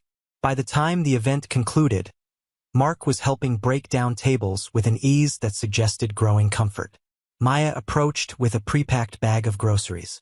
"This is for your volunteer work today," she said, handing it to him with a smile. "We're so grateful for your help." It wasn't charity now but compensation, a subtle but significant distinction that allowed Mark to accept the food with a nod of thanks rather than discomfort. "The girls really enjoyed helping," he said, watching as the twins proudly carried smaller bags of produce toward him. "It's good for them to learn about giving back to the community." "They're natural helpers," Maya agreed. "In fact, I've been meaning to mention how impressed I've been with their empathy and resilience. They're extraordinary children. Mark's expression softened with pride. They are, aren't they? Despite everything. They're doing okay. There was a question in his statement. A parent's need for reassurance that his children were indeed thriving despite difficult circumstances. More than okay, Maya confirmed. They're thoughtful, kind, and remarkably attuned to others' feelings. She hesitated, then added gently, they're also processing some big emotions about their mother. I know that must be incredibly difficult for all of you. Mark's face tightened slightly, but he didn't immediately shut down the conversation as Maya had feared he might. Lily mentioned you talked about a memory project, he said after a moment. I didn't handle that well. It's still raw, you know? Caroline's been gone 2 years, but sometimes it feels like yesterday. Grief doesn't operate on a timetable, Maya said, and everyone processes it differently. The girls are at an age where they're trying to make sense of their loss, to hold on to memories that might be fading. Mark nodded, watching his daughters as they helped the last volunteer sweep up. Emma remembers more. She was always more observant, even as a toddler. But Lily, she was so young when Caroline got sick. I worry that she'll forget her mother completely. That's a common concern, Maya said. If you're open to it, there are gentle ways to help preserve those memories without making it too painful. Robert hesitated, then walked over to open the door. Jim. Robert. The older man nodded. Saw your lights on. Thought I'd check if you're okay. There were police cars here earlier. The simple query broke through Robert's isolation. No, he admitted, his voice rough. I'm not okay, Jim. Nothing's okay. Jim took in Robert's haggard appearance and the untouched whiskey on the table. Want to talk about it? Or want company while you don't talk about it? The unexpected offer of companionship, uncomplicated, undemanding, was almost more than Robert could bear. They took Ethan, he said, the words catching in his throat. Child Protective Services. They say Vanessa's been hurting him. Badly. And I didn't know. I didn't see it. Understanding dawned in Jim's eyes, followed by a sorrow that held no judgment. As a retired emergency room nurse, he'd seen his share of family tragedies. Come on, he said gently. Let's sit on the deck. Fresh air helps when the world's closing in. They settled into the wooden Adirondack chairs that faced the small backyard where Ethan had once played, before the nightmares, before the stomachaches that kept him home from school, before the quiet withdrawal that Robert had attributed to normal development. I should have known, Robert said after a long silence. There were signs. God, there were so many signs. Jim didn't contradict him or offer empty reassurances. Probably, he agreed quietly. But beating yourself up won't help Ethan now. What matters is what you do next. I don't even know if I'll get him back, Robert admitted, the fear that had been lurking beneath his guilt finally surfacing. The hearing's tomorrow. They'll decide about temporary custody. What if they think I'm unfit? What if they're right? You're his father, Jim said simply. You made mistakes. Now you fight for the chance to do better. He paused, then added, I know something about this, Robert. My daughter went through a rough patch years ago. Drugs. Lost custody of my grandson for 6 months. Hardest time of our lives. But she got clean, did the work, and they're both thriving now. The parallel wasn't exact, but the underlying message resonated. Families could heal, could rebuild after devastating failures. It offered a thin thread of hope in the darkness that had engulfed Robert's world. I don't know what to do, he confessed. Every instinct says to protect Vanessa, to find some explanation that makes this all a mistake. We've been together for almost 2 years. I thought. He trailed off, the weight of his misplaced trust too heavy to articulate. The heart's a stubborn thing, Jim acknowledged. But when it comes down to it, your job is to protect your child. Everything else, including your marriage, comes second. The blunt assessment cut through Robert's confusion with the clarity of undeniable truth. Whatever complicated feelings he had for Vanessa, whatever explanations or justifications might exist, His primary responsibility was to Ethan. Had always been to Ethan. "You're right," he said, the words both painful and liberating. "I just hope I haven't realized it too late." They sat in companionable silence as the night deepened around them, the distant sound of traffic a reminder of a world continuing its normal rhythms while Robert's had been irreparably altered. Tomorrow would bring the court hearing, the first step in a process that would determine whether he could rebuild what had been broken. His son's trust, his family's future, his own sense of what it meant to be a father. For now, though, there was just the cool October night, the steady presence of a neighbor who'd seen enough of life's tragedies to know that judgment was less useful than simple human connection, and the painful but necessary recognition of terrible truths that could no longer be denied. As midnight approached, Jim finally stood to leave. "Try to get some sleep," he advised. "Tomorrow will be hard enough without exhaustion making it worse." Robert nodded, knowing sleep would likely prove elusive but appreciating the practical counsel. "Thanks, Jim, for coming over, for listening. That's what neighbors do," Jim replied with a slight shrug. "And Robert? Kids are resilient, more than we give them credit for. Ethan's going to need you to be strong now, but don't count him out. With the right support, children can recover from almost anything." The words offered a fragile comfort as Robert finally made his way upstairs to the bedroom he'd shared with Vanessa, now haunted by questions about who she really was and how he could have been so blind. He couldn't bear to sleep there tonight. Instead, he grabbed a blanket and pillow and made his way to Ethan's room. Sitting on the edge of his son's neatly made bed, surrounded by carefully arranged possessions that now seemed more like props in a performance of normalcy than evidence of a happy childhood, Robert finally allowed himself to weep, for Ethan's pain, for his own failures, and for the long, uncertain road ahead. Chapter 3. Crossroads. The Millfield County Courthouse stood at the center of town, its red brick facade and white columns a testament to small-town permanence amid changing times. On this Wednesday morning, a fine mist hung in the air, not quite rain but enough to blur the edges of buildings and soften the harsh lines of the world. People hurried up the wide stone steps, collars turned up against the damp chill, their breath forming small clouds that dissipated into the October gloom. Inside Family Court Room 3, the atmosphere was one of hushed tension. Unlike the imposing formality of criminal proceedings, family court operated with a more subdued gravity, the stakes no less high, but the setting designed to be less intimidating, particularly for the children whose futures were decided within these walls. Judge Patricia Keating, a woman in her early 60s with steel-gray hair and attentive eyes behind rimless glasses, had presided over Millfield County Family Court for nearly 2 decades. She'd seen thousands of cases, custody disputes, adoption proceedings, termination of parental rights, but never grew callous to the human drama unfolding before her bench. Each case represented lives at crossroads, families in crisis, children caught in circumstances beyond their control.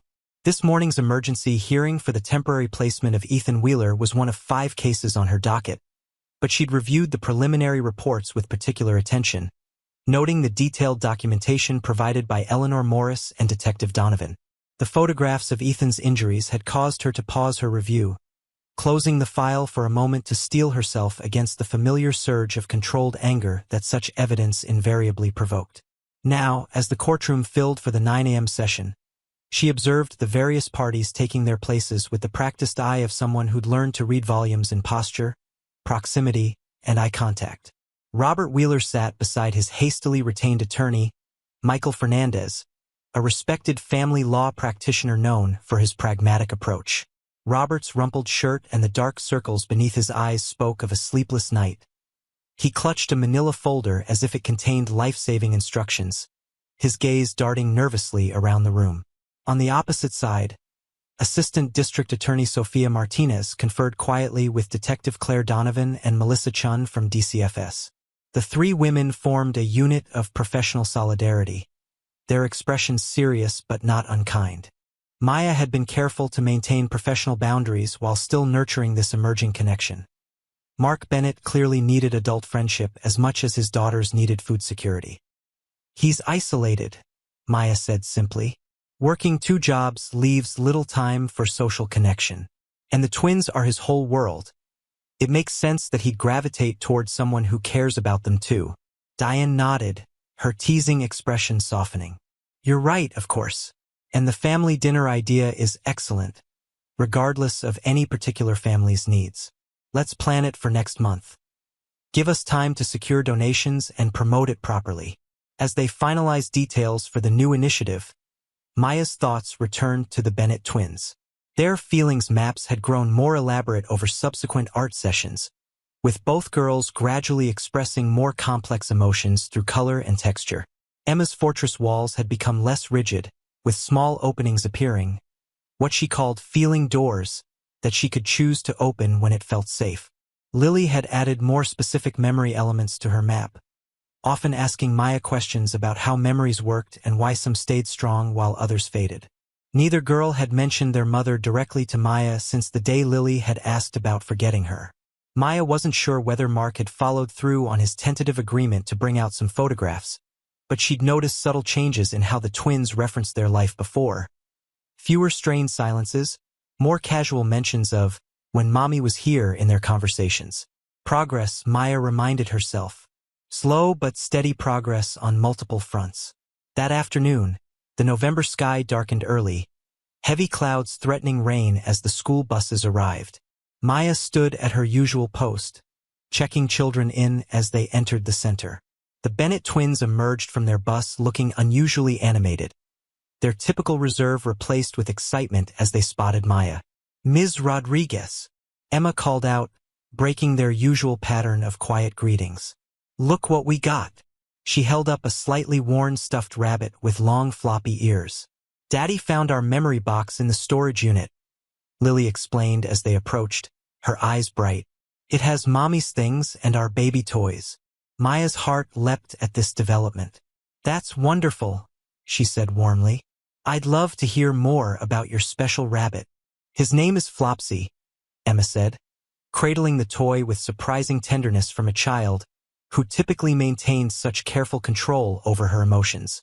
Mommy gave him to us when we were 3. He got lost when we moved. Not lost, Lily corrected. Daddy put him in the box because he was sad. But now he's not so sad anymore, so we can have our things back. The implication of this simple statement was profound. Mark Bennett had taken a significant step in his grief journey, retrieving mementos he had previously found too painful to keep in the apartment. Maya felt a surge of hope. Emotional healing was often marked by such seemingly small but deeply meaningful actions. Did your father find other special things in the box? Maya asked as she guided the twins toward the center's entrance. The girls nodded in unison. Pictures, Emma said. Lots and lots of pictures. Daddy said we could put some in frames. And Mommy's special necklace, Lily added. The one with 3 hearts, for Daddy and me and Emma. He said maybe we can wear it on our birthdays. That sounds like a beautiful way to keep your mother's memory close, Maya said, genuinely moved by Mark's apparent change of heart regarding family mementos. The twins continued chattering about their rediscovered treasures as they stored their backpacks and prepared for afternoon snack. Their animation attracted attention from the other children, several of whom gathered around to admire Flopsy and hear the twins' excited explanations. Maya observed with quiet satisfaction as Emma and Lily, normally so isolated from their peers, blossomed under the positive attention. Later, during art time, the twins asked if they could add to their feelings maps. Lily incorporated a small drawing of Flopsy, placing him near the representation of her mother. Emma created a new section on her map labeled Memory Box in careful letters, filling it with small symbols. A heart for the necklace, a square for photographs, a tiny rabbit for Flopsy. Daddy said we can look at the pictures whenever we want now, Emma informed Maya as she worked. He's going to put some on the wall in our bedroom. That's a big change, Maya observed gently. How does it make you feel? Emma considered the question with her characteristic seriousness. Happy, she finally decided, but also a little scared. Scared? Can you tell me more about that? The girl's brow furrowed as she searched for words. What if I look at the pictures too much and get sad like Daddy was? Or what if I don't look at them enough and forget anyway? The complexity of Emma's concern, balancing the desire to preserve memories against the fear of being overwhelmed by grief, demonstrated remarkable emotional awareness for an 8-year-old. Maya chose her response carefully.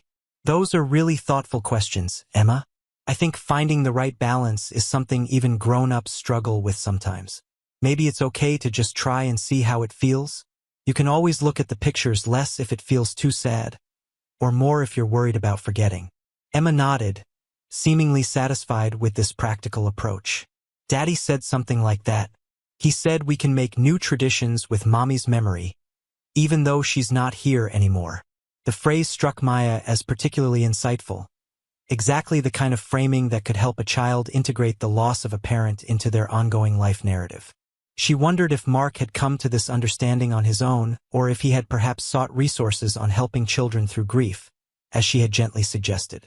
Your dad is very wise, Maya said. Making new traditions is a beautiful way to keep your mom's memory alive.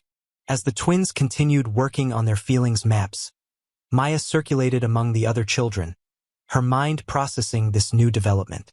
Mark Bennett's decision to retrieve the family mementos represented a significant shift in his approach to grief, from avoidance to active engagement, from protecting his daughters from painful memories to helping them integrate those memories into their lives. Maya wondered what had prompted this change. Had their conversation about memory and grief resonated more deeply than she'd realized? Had the gradual relief of financial pressure through the weekend nutrition program created emotional space for Mark to address these deeper issues? Or had the twins themselves, with their direct questions and obvious need for connection to their mother, finally broken through his protective barriers? Whatever the catalyst, the timing felt meaningful. The family dinner initiative she and Diane had just discussed that morning would provide another layer of support just as the Bennetts were beginning to open up emotionally. Maya made a mental note to ensure that the event included some element that acknowledged different family structures, including those shaped by loss. When pickup time arrived, Maya found herself watching the entrance with unusual anticipation. She was curious to see Mark, to observe firsthand any changes in his demeanor that might correspond with the twins' reports. When he arrived early again, she was struck by the visible difference in his bearing. Though still showing signs of physical fatigue, he carried himself with a lightness she hadn't seen before, as if some invisible burden had shifted slightly. "Daddy!" The twins called in unison when they spotted him, rushing over with Flopsy clutched in Emma's hand. "We showed everyone our rabbit." Mark knelt to embrace his daughters, his smile genuinely reaching his eyes. "That's great, princesses. I bet everyone loved him." "Everyone said he's super soft," Lily reported. "And Ms. Rodriguez said we could add him to our feelings maps," Emma added. In the memory section, Mark glanced up at Maya, who had approached quietly. "They've been talking about these feelings maps for weeks. I'd love to see them sometime." "Of course," Maya replied, pleasantly surprised by his interest. "They're quite remarkable. Both girls have a strong sense of visual expression." A brief but comfortable silence fell between them, broken by Mark clearing his throat slightly. "Listen, I wanted to thank you for what you said about memories, about helping the girls maintain that connection to their mother. I've been doing a lot of thinking and, well, you were right. They need that link to Caroline, even if it's difficult for me sometimes." The admission clearly cost him some effort, but his sincerity was unmistakable.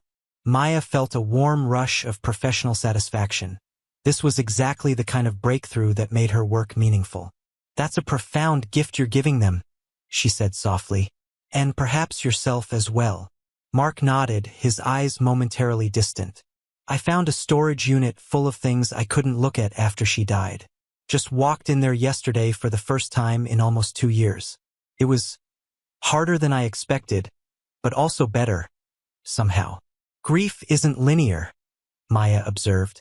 "Sometimes moving forward means circling back to things we weren't ready to face before." "Exactly."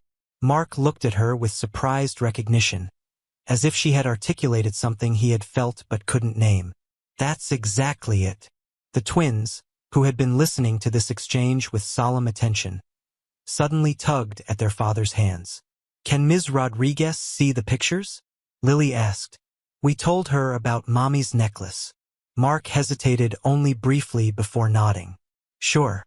I brought a few in the car to show Aunt Sarah this weekend. We could show Ms. Rodriguez now if she has time. Maya glanced at the clock. Technically, her shift had ended 5 minutes ago. But this moment felt too important to cut short. I'd be honored, she said simply. As the twins excitedly led the way to the parking lot, Maya and Mark followed at a slightly slower pace. They really trust you, Mark commented. I haven't seen them this comfortable with an adult outside the family since before Caroline got sick.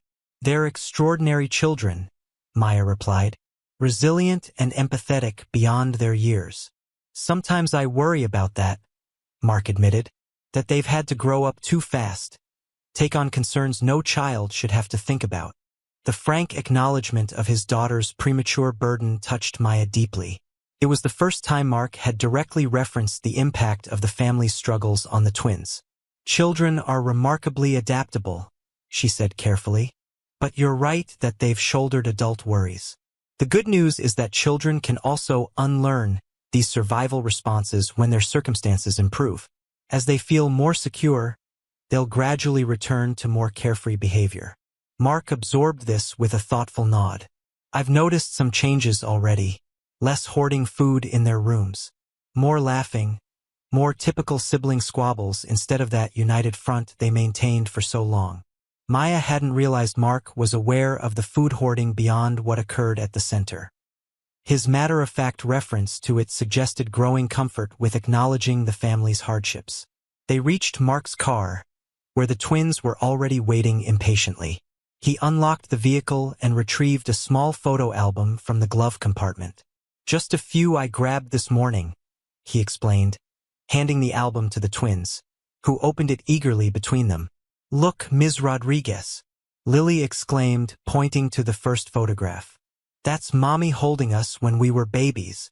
The woman in the photograph had the same light brown hair as her daughters, styled in a practical shoulder-length cut. Her smile was wide and genuine. Her eyes crinkled at the corners with happiness as she cradled 2 infants. Maya was struck by Emma's resemblance to her mother. The same thoughtful eyes, the same slight tilt of the head. You look just like her, Emma, Maya observed gently. The girl's eyes widened. Really? Daddy always says Lily has her smile. That's true too, Mark confirmed, watching over their shoulders with a complex expression. Sadness mingled with pride and love. You each got different pieces of her. The twins turned the pages slowly, revealing more snapshots of family life. Caroline pushing the twins on swings. The whole family at what appeared to be a lakeside vacation. A Christmas morning with presents scattered around a decorated tree. This was our house, Lily explained, pointing to a background that showed a modest but comfortable-looking living room. Before Mommy got sick and we had to move. It was nice, Emma added. We had a backyard with a tree swing. Mark's expression tightened slightly at these references to their former home, but he didn't withdraw from the conversation. We had good times there, he said, his voice low but steady. Your mom planted a garden every spring. She couldn't keep houseplants alive to save her life, but she grew the best tomatoes in the neighborhood. It was the most Maya had ever heard him speak about Caroline, and the specific detail, her paradoxical gardening abilities, painted a vivid picture of a real woman with quirks and contradictions, not just the perfect angel of the twins' limited memories. She sounds wonderful, Maya said sincerely. She was, Mark agreed. Then, surprising Maya, he added, she would have liked you. Your work with the girls, how you've helped them express things I wasn't ready to hear. The compliment caught Maya off guard, warming her face. I'm just doing my job, she demurred. No, Mark said firmly. You've gone far beyond that. The weekend program, the art therapy, the way you noticed things I was missing, you've made a real difference for us. Caroline would have appreciated that. She was big on community, on people helping each other through tough times. Maya wasn't sure how to respond to such directness. She was saved from having to formulate a reply by Lily, who had turned to the last page in the small album.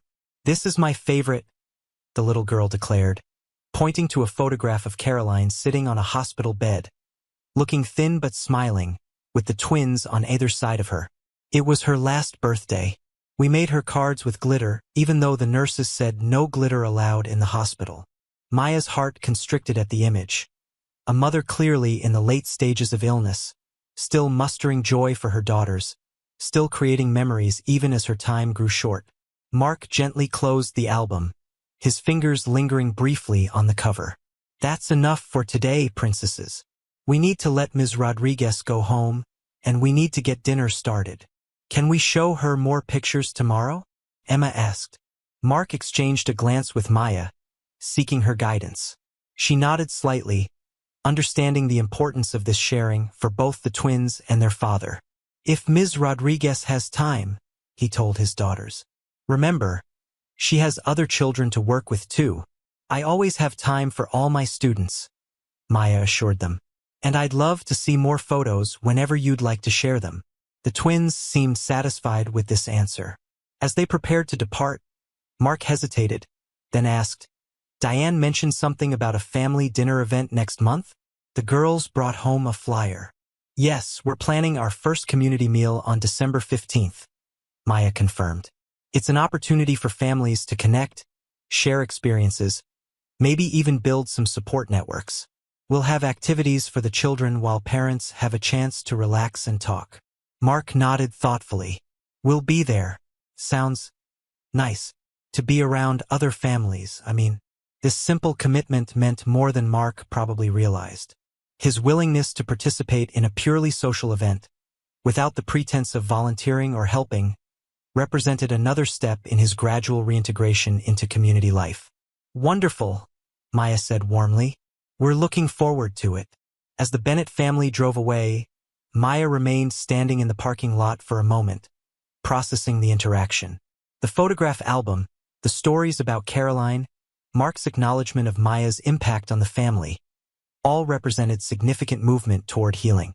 The food scarcity issues were being addressed through the weekend nutrition program, and now the emotional aspects of the family's struggles were beginning to shift as well.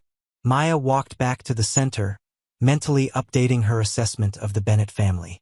They still faced challenges, financial instability chief among them, but the trajectory was decidedly positive. The twins were showing signs of typical childhood behavior emerging from beneath their protective adaptations. Mark was beginning to process his grief more openly and support his daughters in maintaining connections to their mother's memory. And Maya herself was becoming something more than just a daycare worker to this family, a trusted ally in their journey toward stability and healing. It was precisely the kind of meaningful impact that had drawn her to this profession, the ability to make a genuine difference in children's lives through consistent, thoughtful support. The following weeks brought a rhythm of small but meaningful improvements for the Bennett family. The weekend nutrition program continued successfully, with Mark now fully integrated into the volunteer team. Maya observed that the twins' food hoarding behavior diminished gradually, though they still occasionally squirreled away shelf-stable items, a lingering habit from less secure times. Mark began arriving consistently early for pickup, often spending 10 or 15 minutes chatting with Maya about the twins' activities or sharing stories from their past. These conversations revealed more about the family's history, how Mark and Caroline had met in college, their early struggles as young parents of twins, Caroline's diagnosis when the girls were just turning 6, the devastating progression of her illness over the following months. The medical bills wiped us out, Mark explained one evening as they watched the twins gathering their belongings. Cancer treatments, experimental procedures, home care toward the end. I'd had good insurance through the factory, but it still wasn't enough. By the time she passed, I was working 3 jobs and drowning in debt. Maya listened without judgment, understanding that this unburdening was part of Mark's healing process. That's an impossible situation, she said gently. You were trying to save your wife while caring for your daughters. No one could manage that perfectly. Mark nodded, his eyes distant. After she died, I sold the house to pay off the worst of the bills, but it wasn't enough. We moved 4 times in the next year, following whatever work I could find. The girls never complained, not once. They just packed their little backpacks and adjusted to each new place. These glimpses into the family's journey helped Maya understand the roots of the twins' resilience and their fierce protectiveness toward their father. They had witnessed his sacrifices, had moved through the world as a tight unit against external pressures. Their food hoarding made perfect sense in this context, not just a response to immediate scarcity but a learned behavior from years of instability. "It's better now," Mark assured her, perhaps noticing her concerned expression. Moving to Oak Ridge was the right decision. The delivery company offers benefits once I've been there a year. Just a few more months. Maya had been contemplating how to broach the subject of longer-term solutions to the family's financial instability. Mark's mention of benefits provided a natural opening. "That's excellent news," she said. "If you're interested, there's a job fair next week at the community center. Several companies that offer immediate benefits will be there, including Merriweather Medical Supplies. I heard they're specifically looking for experienced delivery drivers for their local routes." She was careful to frame the suggestion as career advancement rather than charity, respecting Mark's pride while still offering practical support. Mark looked thoughtful. Immediate benefits would make a big difference. The girls need dental checkups, and Emma's been squinting at the television lately. Probably needs glasses like her mother did.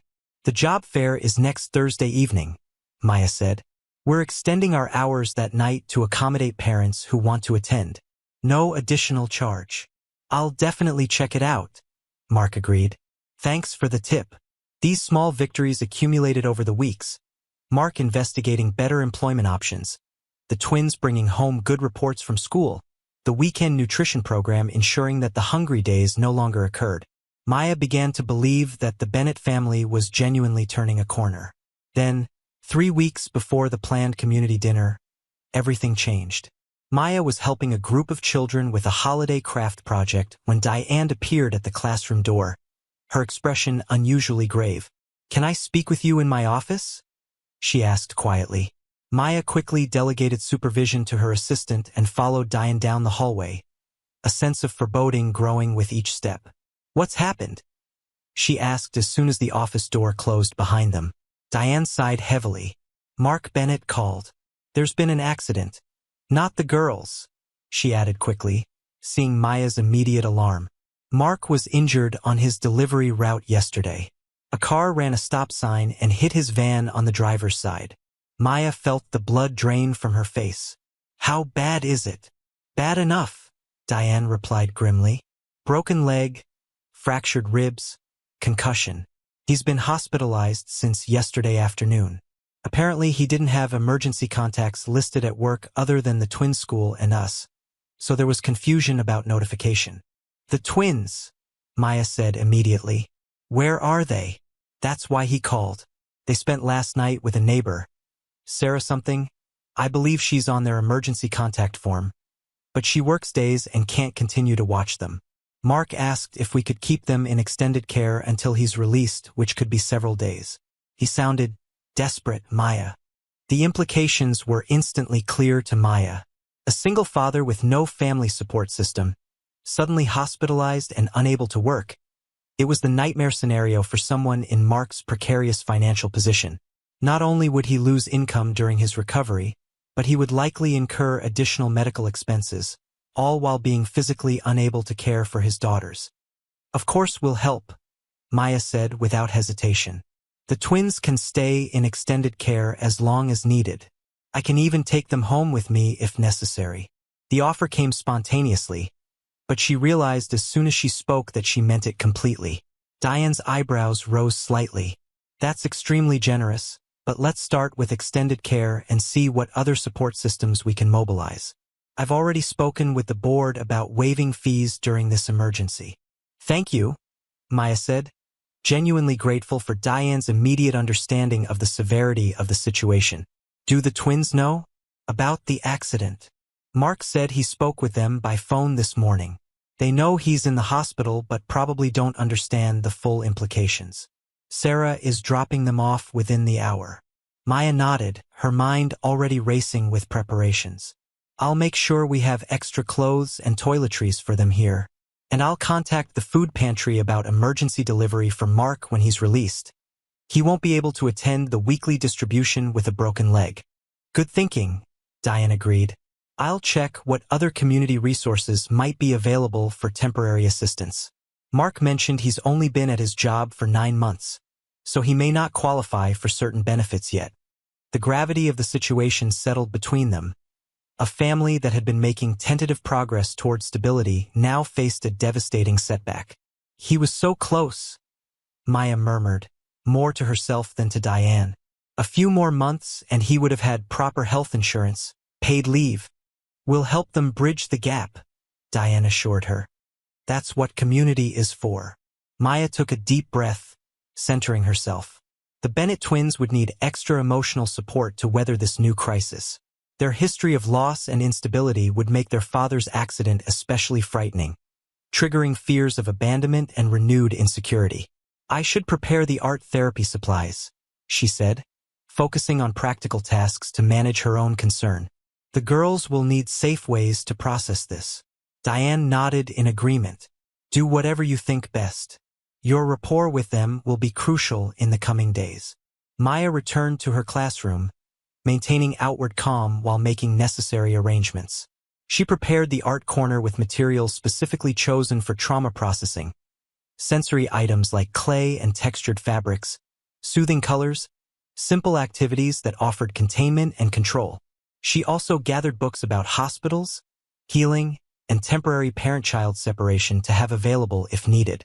When Sarah arrived with the twins, Maya was waiting at the entrance. The girls looked smaller somehow, their usual reserved demeanor replaced with a fragile vulnerability that tugged at Maya's heart. They wore the same clothes as the previous day, their hair unbrushed, their expressions wary and exhausted. Ms. Rodriguez, Emma said, her voice unnaturally composed. Daddy had an accident. He's in the hospital, but he's going to be okay. I know, sweetheart, Maya replied gently, kneeling to their level. Your dad called us this morning. I'm so sorry about his accident, but you're right. He will be okay, and we're going to help make sure of that. Lily's lower lip trembled. His leg is broken, and his side hurts when he breathes. Hospitals have special doctors who know exactly how to help with broken bones and sore ribs, Maya assured her. They'll take very good care of your dad. Sarah, a middle-aged woman who appeared equally exhausted, handed Maya a small bag. This has their toothbrushes and a change of underwear. It was all I could grab from their apartment. Mark said you'd know about arrangements. We do, Maya confirmed, understanding the unspoken concern about payment. The girls will stay in our extended care program until Mr. Bennett is released. Everything has been arranged. Sarah's relief was palpable. They were so brave last night, but it was hard on them. They're worried sick about their dad. After Sarah departed, Maya guided the twins to her classroom, which was currently empty during the morning preschool outdoor time. Are you hungry? She asked, noticing the shadows beneath their eyes. We can get you some breakfast before joining the other children. Both girls nodded, and Maya brought them to the kitchen where Mrs. Patel happily provided bowls of oatmeal with fruit and milk. The twins ate mechanically, without their usual careful assessment of what might be saved for later.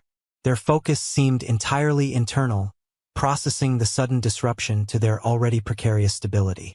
When can we see Daddy? Emma finally asked, pushing her empty bowl away. I'm going to call the hospital after breakfast and find out, Maya promised. I know your dad wants to see you as soon as possible too. Is he going to lose his job? Lily asked suddenly, her piercing question revealing how much she understood about their family's circumstances. Ms. Harris at our old school said her husband lost his job when he got hurt because he couldn't work anymore. The direct inquiry caught Maya off guard, but she knew the twins deserved honesty, carefully framed for their age. Different jobs have different rules about injuries, she explained. Your dad works very hard, and his company knows that. There are also special protections for workers who get hurt on the job. But even if there are changes with his work, we have a whole community of people ready to help your family through this challenging time. This answer seemed to satisfy Lily, though Emma remained pensive, her forehead creased with worry lines that no 8-year-old should have to wear. After breakfast, Maya helped the twins settle into the day's routine, integrating them with the morning preschool group for a story session. She noticed how they sat slightly apart from the younger children, hands linked as always, but with a new tension in their postures, alert, watchful, as if prepared for further upheaval. During her lunch break, Maya called the hospital and, after navigating a frustrating series of departments, finally reached Mark's nurse. She learned that his condition was stable, but that he would require surgery the following day to properly set his broken femur. Recovery would involve at least a week in the hospital, followed by intensive outpatient physical therapy. The nurse confirmed that the twins could visit that evening during regular visiting hours. Maya relayed this information to the Bennett girls during their afternoon art session, watching relief wash over their tense features. "Can we make Daddy get well cards?" Lily asked immediately. "Of course," Maya agreed, bringing out special paper and markers. "I'm going to take you to visit him after dinner today, so you can give them to him in person." As the twins worked on their cards, Maya observed subtle differences in their responses to the crisis. Emma's card was meticulous, with carefully drawn details of the hospital room as she imagined it and a disproportionately large medical chart showing steadily improving vital signs. Lily's was more emotional, featuring a large rainbow over a bed where a stick figure with a prominent leg cast was surrounded by hearts. "Rainbows mean hope," Lily explained when she caught Maya studying her drawing. "Mommy always said that. After rain comes rainbows." "That's beautiful," Maya said softly. "Your dad will love that reminder." Throughout the afternoon, Maya coordinated with Diane about emergency arrangements for the twins' extended stay. The center would provide breakfast and dinner in addition to their usual afternoon snack. The small cot used for children who occasionally napped late would be supplemented with a second one borrowed from the community center, creating sleeping space in the quiet corner of the preschool room. Staff would rotate extended evening and early morning shifts to ensure proper supervision. By the time Maya prepared to take the twins to the hospital that evening, a comprehensive support plan was in place. What remained uncertain was Mark's long-term prognosis and how his injuries would impact the family's already precarious financial situation. The hospital visit proved both heartening and concerning. Mark was indeed stable, his leg elevated and immobilized in preparation for the next day's surgery. Despite obvious pain and the effects of medication, he made a visible effort to appear strong for his daughters, answering their worried questions with reassuring smiles. Maya hung back, giving the family privacy for their reunion while remaining close enough to intervene if the twins became overwhelmed. She watched as Mark examined their get-well cards with exaggerated enthusiasm, praising their artwork and thanking them for being so brave for Daddy. The girls, initially tearful at the sight of their father in a hospital bed, gradually relaxed as they saw that he could still talk and laugh with them despite his injuries. When visiting hours neared their end, Maya approached the bed to help gather the twins for departure. "Thank you," Mark said quietly, his voice strained with more than physical pain, "for bringing them, for taking care of everything." "That's what we're here for," Maya assured him. "The girls will be fine at the center until you're released. We've arranged everything." His expression clouded. "The costs? All taken care of," Maya interrupted gently. "Diane has spoken with the board. This is an emergency situation, and our scholarship fund exists precisely for such circumstances." Mark looked away, blinking rapidly. "I don't know how I'll ever repay." "You don't have to," Maya said firmly. "Remember what we talked about? Community means supporting each other through difficult times. Right now, you need to focus on healing so you can go home to your daughters. That's your only job." He nodded, unable to speak further as emotion overcame him. Maya turned to the twins, who were watching this exchange with solemn attention. "Time to say goodnight to your dad," she told them gently. "He needs rest before his surgery tomorrow, and we'll come back to visit afterward." The girls carefully hugged their father, mindful of his injuries, before reluctantly following Maya from the room. In the hospital corridor, Emma suddenly stopped. "Ms. Rodriguez," she said, her voice unnaturally steady, "is Daddy going to die like Mommy did?" The direct question sent a chill through Maya. Of course the twins would make this connection. Their only experience with hospitals was associated with their mother's terminal illness and death. "No, sweetheart," Maya answered firmly, kneeling to look both girls in the eyes. Your dad's injuries are very different from your mom's illness. Broken bones heal. No, sweetheart, Maya answered firmly, kneeling to look both girls in the eyes. Your dad's injuries are very different from your mom's illness. Broken bones heal. The doctors know exactly how to fix them, and your dad is going to get better and come home to you. Lily's eyes filled with tears. Promise. Maya hesitated only momentarily before nodding. I promise. His injuries are serious, but they're the kind that people recover from completely. This seemed to reassure both girls, at least temporarily. They walked hand in hand beside Maya to the parking lot, their small shoulders still bearing the weight of worry no child should have to carry. Back at the daycare center, Maya helped the twins settle into their temporary sleeping arrangements. She had brought extra blankets from home and arranged them on the cots to create a cozy, nest-like environment. Mrs. Patel had prepared special comfort food for dinner, macaroni and cheese with apple slices on the side, and both girls ate with more appetite than they had shown earlier in the day. We've never had a sleepover at school before, Lily observed as Maya helped them into pajamas borrowed from the center's emergency clothing supply. It's a special arrangement just for you, Maya explained, brushing Lily's hair and rebraiding it for the night. And guess what? I'm staying late too, so I'll be right here if you need anything during the night. This was an arrangement Maya had insisted upon, volunteering to take the first overnight shift despite Diane's concerns about burnout. Maya knew that the twins' sense of security was fragile. A familiar presence during this first night of separation from their father might make all the difference in their adjustment. As she tucked them in, Emma asked in a small voice, "Can you leave the fish tank light on? We don't like the dark." "Of course," Maya agreed, switching on the small light that illuminated the classroom's aquarium. The gentle bubbling of the filter and the soft blue glow created a soothing atmosphere in the otherwise darkened room. "Ms. Rodriguez?" Lily murmured sleepily. "Can you tell us a story? Daddy always tells us stories at bedtime." Maya settled into a chair between their cots. "What kind of story would you like?" "A true one," Emma requested, "about someone who got hurt but then got better." The specific request revealed so much about the twins' current fears. Maya thought for a moment, then began. "When I was about your age, my brother fell out of a tree and broke his arm in 2 places. She told the story of her brother's accident, hospitalization, and complete recovery, emphasizing the excellent care he received and how, within months, he was climbing trees again, though my mother made him promise to be more careful.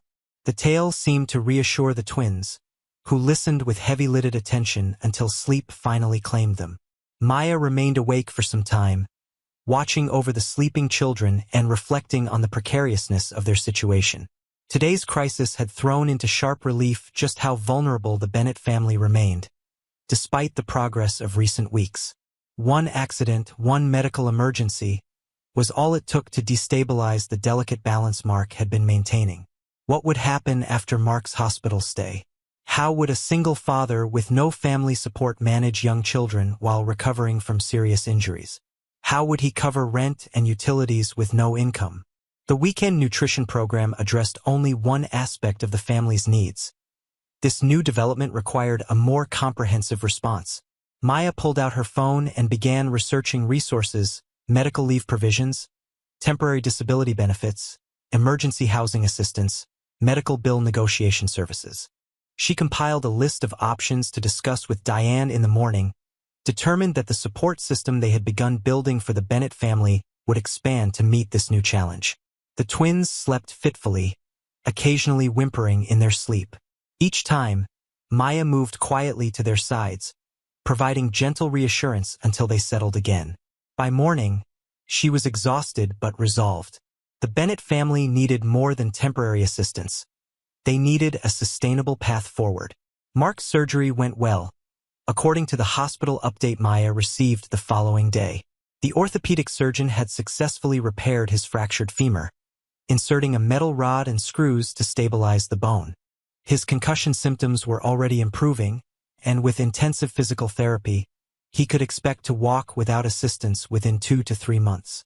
The recovery timeline sent a wave of concern through Maya. 2 to 3 months of limited mobility would mean at least that long without income from his delivery job. Even if his employer held his position, which was uncertain given his relatively brief tenure, how would the family survive financially in the interim? These questions weighed heavily as Maya helped the twins prepare a new round of get-well cards and pictures for their evening hospital visit. Emma, typically so reserved, had become even more withdrawn, responding to questions with single words or silent nods. Lily, by contrast, had grown clingy, following Maya around the classroom and bursting into tears at minor frustrations. They're showing classic stress responses. Jennifer, Maya's assistant, observed quietly during outdoor play. Emma's shutting down, Lily's regressing. It's textbook trauma reaction. Maya nodded grimly. Their sense of safety has been shattered again. Just when they were starting to feel secure. You're doing everything possible, Jennifer assured her. And they trust you. That's huge. Trust. The word resonated with Maya. The Bennett twins did indeed trust her, had trusted her with their secret food hoarding, with their feelings about their mother, and now with their fears about their father. That trust created both opportunity and responsibility. She could help them navigate this crisis, but only if she honored their trust by being completely authentic with them. That evening, before taking the twins to visit Mark, Maya sat with them in the quiet corner of the classroom. "I want to talk with you about your dad," she began gently. "The doctors say his surgery went very well, and his leg is going to heal properly. But it's going to take some time, a few months, before he can go back to driving for work." The twins exchanged one of their silent communications before Emma asked, "Where will we live? If Daddy can't work, we can't pay for our apartment." The directness of the question confirmed Maya's belief that honesty was necessary. These children had experienced enough disruption to recognize the pattern and anticipate the consequences. "That's a very smart question," Maya acknowledged. "And the truth is, we're figuring that out. But I promise you this. You will have a safe place to live with your father while he recovers. Many people are working together to make sure of that." "Like the food program?" Lily asked, making the connection to previous community support. "Exactly like that," Maya confirmed. "Remember how I told you that communities help each other during hard times? This is one of those times, and there are many resources available specifically for families in situations like yours." Emma remained skeptical. "We moved a lot after Mommy died. Different apartments, different schools." "I know," Maya said softly, "and that was really hard. But this time, things are different. Your dad has established himself here in Oak Ridge. He has a job they want him to return to when he's better. You're enrolled in school and daycare. There are programs designed exactly to help bridge difficult periods like this one." She wasn't sure if her explanation was truly reassuring to the twins, but at least she had acknowledged their fears rather than dismissing them with false promises. Children who had experienced instability were finally attuned to adult evasions. Honesty, even about uncertainty, was more comforting than platitudes. The hospital visit that evening brought better news. Mark was more alert after his successful surgery, though still in considerable pain. He greeted his daughters with genuine smiles, admiring their artwork and asking about their day at the center with convincing enthusiasm. When the twins were temporarily distracted by a kind nurse offering juice and crackers, Mark turned to Maya with naked fear in his eyes. "I got a call from my landlord," he said quietly. "I missed explaining about the accident, and now rent is 3 days late. He's threatening eviction if I don't pay by Friday." Maya had anticipated this development. "The Community Action Agency has an emergency housing fund for exactly this situation," she told him. "I've already contacted them, and they're processing assistance to cover your rent for the next 3 months while you recover." Mark stared at her in disbelief.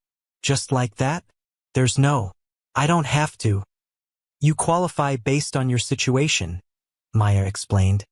"It's not charity. It's a safety net program designed precisely for temporary crises like yours.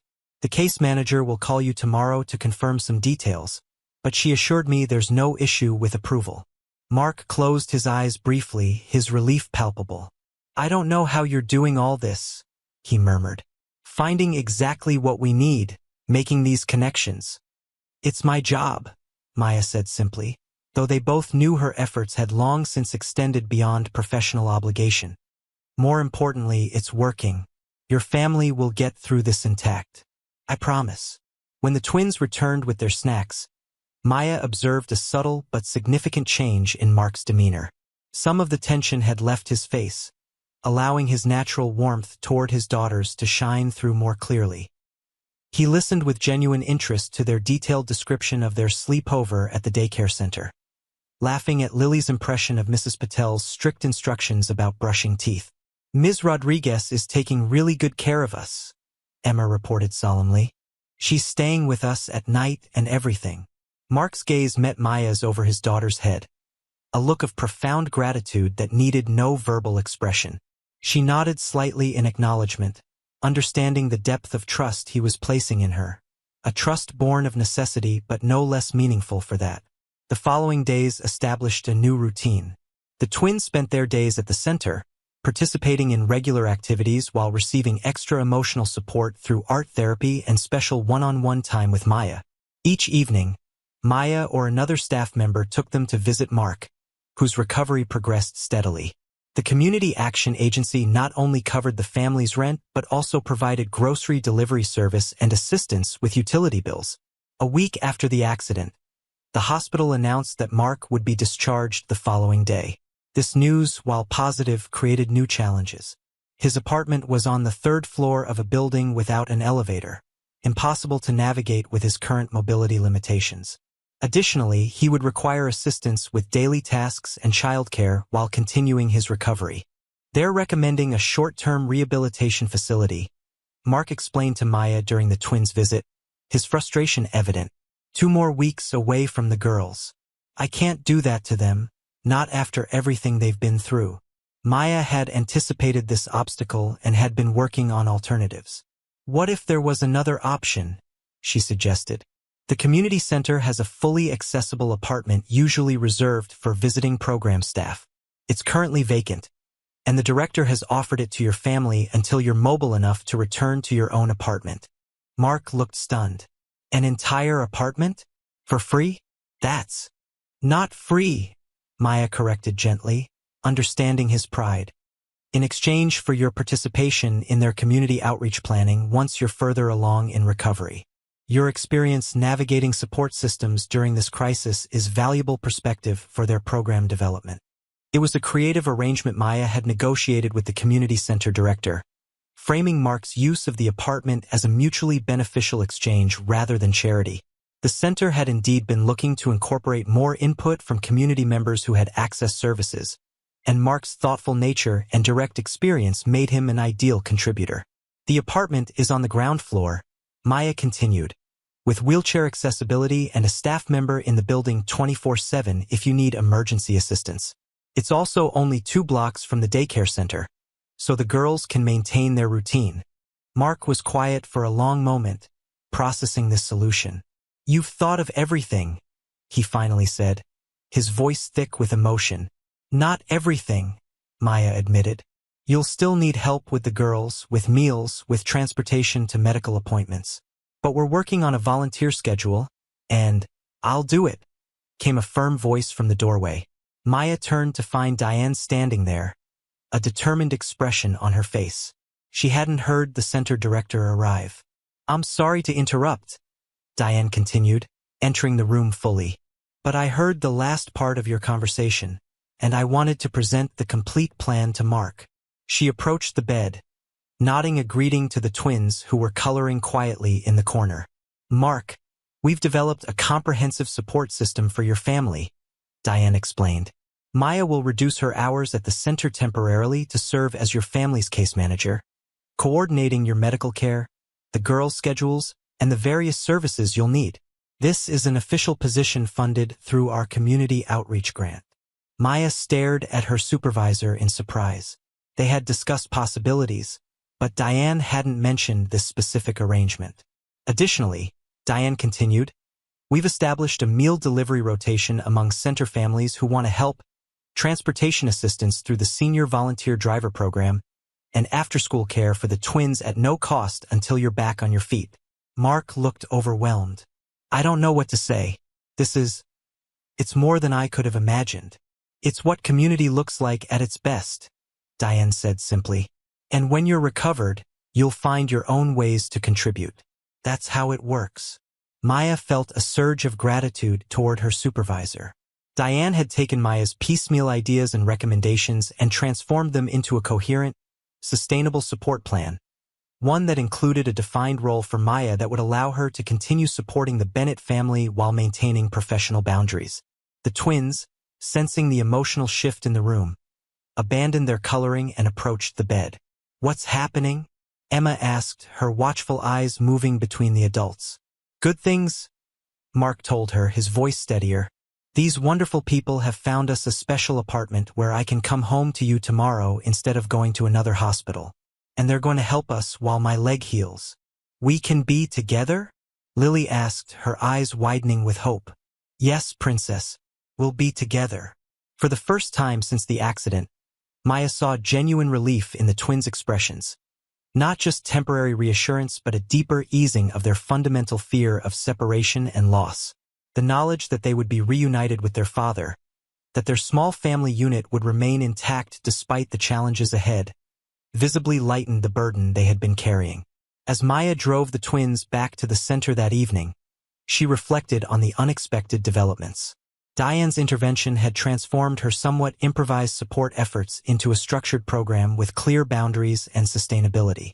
The role of case manager would allow Maya to continue advocating for the Bennett family while maintaining the professional distance necessary for both ethical practice and her own emotional well-being. "Ms. Rodriguez?" Emma's voice came from the back seat, unusually hesitant. "When Daddy comes home tomorrow, will you still help us?"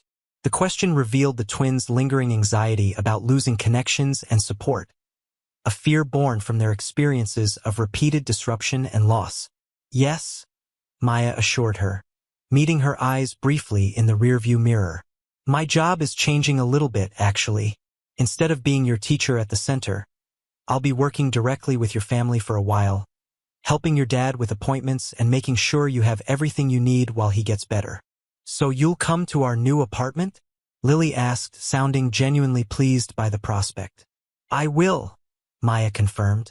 "Not all day every day, but regularly. We're creating a whole team of people to support your family during your dad's recovery." "Like a new community," Emma said thoughtfully, echoing Maya's earlier explanations. "Exactly like that," Maya agreed, touched by the child's understanding. This was the true measure of progress, Maya realized, not just addressing the immediate crisis of food insecurity or housing, but helping the Bennett family rebuild their sense of connection to the broader community.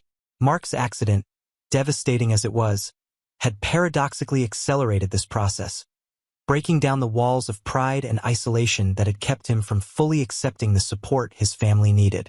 The transition to the community center apartment went more smoothly than anticipated. Maya had arranged for the space to be prepared with basic necessities: clean bedding, toiletries, some groceries, and a few toys and books for the twins. A hospital bed was installed in the living room so Mark could avoid navigating to the bedroom until his mobility improved. The twins would share the apartment's single bedroom, an arrangement they preferred anyway. Mark arrived by medical transport late morning, the twins having been excused from school to welcome him home. Maya was present to help with the transition, showing Mark how the apartment had been arranged for maximum accessibility and helping him settle into the hospital bed, while the twins excitedly explored their new temporary home. "It's really nice," Lily declared, bouncing on the edge of the twin bed that would be hers. "And we can walk to daycare. The kitchen has a hot chocolate machine," Emma added, referring to the pod coffee maker Maya had borrowed from the center's staff room, knowing the twins' fondness for evening hot chocolate with their father. Mark watched his daughter's exploration with visible relief. "They're adapting so quickly," he murmured to Maya. "Kids are amazing that way. They take their cues from you," Maya observed. "Your certainty that this is temporary, that it's a positive step in your recovery. They sense that and respond accordingly." Mark nodded thoughtfully. "I'm trying to see it that way myself. A step forward, not a setback." "It is forward movement," Maya assured him. "This arrangement gives you time to heal properly, without the stress of navigating stairs or being separated from the girls. And the community connections you're building now will remain valuable long after you've recovered. The afternoon was spent establishing routines and reviewing the support schedule Maya had developed. A calendar on the refrigerator detailed which volunteers would be bringing meals each day, when transportation was arranged for medical appointments, and the twin school and daycare schedule. Maya's own visits were clearly marked, daily initially, then gradually reducing in frequency as Mark's independence increased. "This is incredibly thorough," Mark commented, reviewing the calendar. "You've thought of everything." "That's my job now," Maya reminded him with a smile. "Official Family Support Coordinator." "Lucky us," Mark said softly, his gaze holding hers with an intensity that made Maya momentarily flustered. She busied herself with organizing medication schedules, conscious of the complicated emotions the situation evoked. Her connection to the Bennett family had deepened beyond professional interest into genuine care. For the twins who had first captured her heart with their food hoarding, and for Mark, whose dedication to his daughters despite overwhelming challenges had earned her profound respect. Her new role as case manager would require careful boundary maintenance. She was there to support the family's journey toward stability and independence, not to become emotionally entangled in ways that might ultimately hinder that goal. Yet complete detachment was neither possible nor appropriate. Genuine caring was the foundation of effective support work. As the day progressed, Maya observed the twins gradually relaxing into the new environment. By evening, when she prepared to leave after helping with dinner, a casserole provided by Mrs. Patel, they seemed settled and content, gathered around Mark's bed playing a board game Jennifer had sent from the center. "We're going to be fine," Mark told her quietly as she gathered her things. "Thanks to you. Thanks to many people," Maya corrected gently. "That's the point. You're not alone in this anymore." As she drove home that evening, Maya reflected on the dramatic changes the past 2 weeks had brought. The Bennett family had moved from precarious stability to crisis and now into a new phase of supported recovery. The hungry days that had first alerted Maya to their struggles seemed far away now, replaced by more urgent concerns that had, paradoxically, opened doors to more comprehensive assistance. What remained to be seen was how this intensive support would translate into long-term stability. Mark's physical recovery was just beginning, with months of rehabilitation ahead. The financial implications of his accident were still unfolding, with insurance claims and potential disability benefits still being processed. And the emotional impact on Mark, on the twins, on their family dynamic was still emerging. Yet Maya felt cautiously optimistic. The foundation had been laid for genuine healing, not just of Mark's physical injuries, but of the deeper wounds the family had carried. The isolation following Caroline's death, the instability of multiple moves, the constant stress of financial precarity. For perhaps the first time since losing their mother, the Bennett twins were experiencing what it meant to be part of a supportive community, to have needs acknowledged and met without judgment. As Maya pulled into her apartment complex, her phone chimed with a text from Mark. "Girls wanted to say goodnight. Thank you again for everything." Attached was a photo of the twins in their pajamas, grinning widely and holding up a hand-drawn sign that read, "Thank you, Ms. Rodriguez." The simple message brought tears to Maya's eyes. Not tears of sorrow this time, but of hope. The journey ahead would not be easy for the Bennett family, but they would not be walking it alone. And that, Maya knew from both professional experience and personal conviction, made all the difference. The weeks following Mark's return from the hospital established new rhythms for the Bennett family. The twins adjusted quickly to the temporary apartment, particularly enjoying their proximity to the daycare center and the small playground just outside the community building. Mark's recovery progressed steadily, moving from complete bed rest to limited mobility with a wheelchair, then to cautious practice with a walker. Maya settled into her role as case manager, visiting daily at first to coordinate medical appointments, assist with the twins' routines, and ensure that volunteer support was functioning smoothly. As Mark's independence increased, she gradually reduced the frequency of her visits, though she remained in regular contact by phone and still accompanied him to important medical consultations. The twins returned to their regular schedule at school and the daycare center, though Maya arranged for them to spend afternoons with their father whenever possible. She noticed positive changes in their behavior, less hoarding of food, more engagement with peers, fewer anxiety symptoms. The stability of their current arrangement, despite its temporary nature, seemed to be healing old wounds. Emma joined the art club at school, Mark reported proudly during one of Maya's visits, 6 weeks after the accident. He was seated in the wheelchair at the kitchen table, reviewing paperwork from his insurance company. First extracurricular activity she's ever shown interest in. That's wonderful, Maya replied, genuinely pleased. She has real talent. And Lily? Any new interests for her? Butterflies, of all things. Can't get enough books about them from the library. Sarah, our neighbor from the old apartment, brought her a field guide last weekend, and she's been carrying it everywhere. These developments, normal childhood enthusiasms emerging from beneath the weight of survival concerns, represented significant progress. The twins were beginning to explore interests beyond the immediate needs of their family unit, expanding into the wider world in age-appropriate ways. Mark, too, was showing signs of personal growth beyond his physical recovery. The community center director had made good on the arrangement for Mark to provide input on outreach programs, inviting him to virtual committee meetings he could attend from the apartment. To Mark's surprise, his perspectives were genuinely valued, his experiences navigating multiple support systems providing insights that helped identify gaps and barriers in existing services. They're talking about creating a peer navigator position once the new grant comes through, he mentioned casually to Maya one afternoon. Someone who's been through the system themselves, helping others access resources. Apparently my name came up. Maya looked up from the calendar she was updating. That sounds perfect for you. You'd be exceptional at it. Mark shrugged, though she could see he was pleased by her assessment. It would be part-time initially. I'd still need regular work to supplement it. The delivery company has confirmed they're holding your position, right? Yes, though the doctor says I won't be cleared for that kind of physical work for at least another 2 months. He sighed. The financial implications of his extended recovery, still a source of stress despite the temporary assistance programs. Maya made a note to research additional vocational rehabilitation options.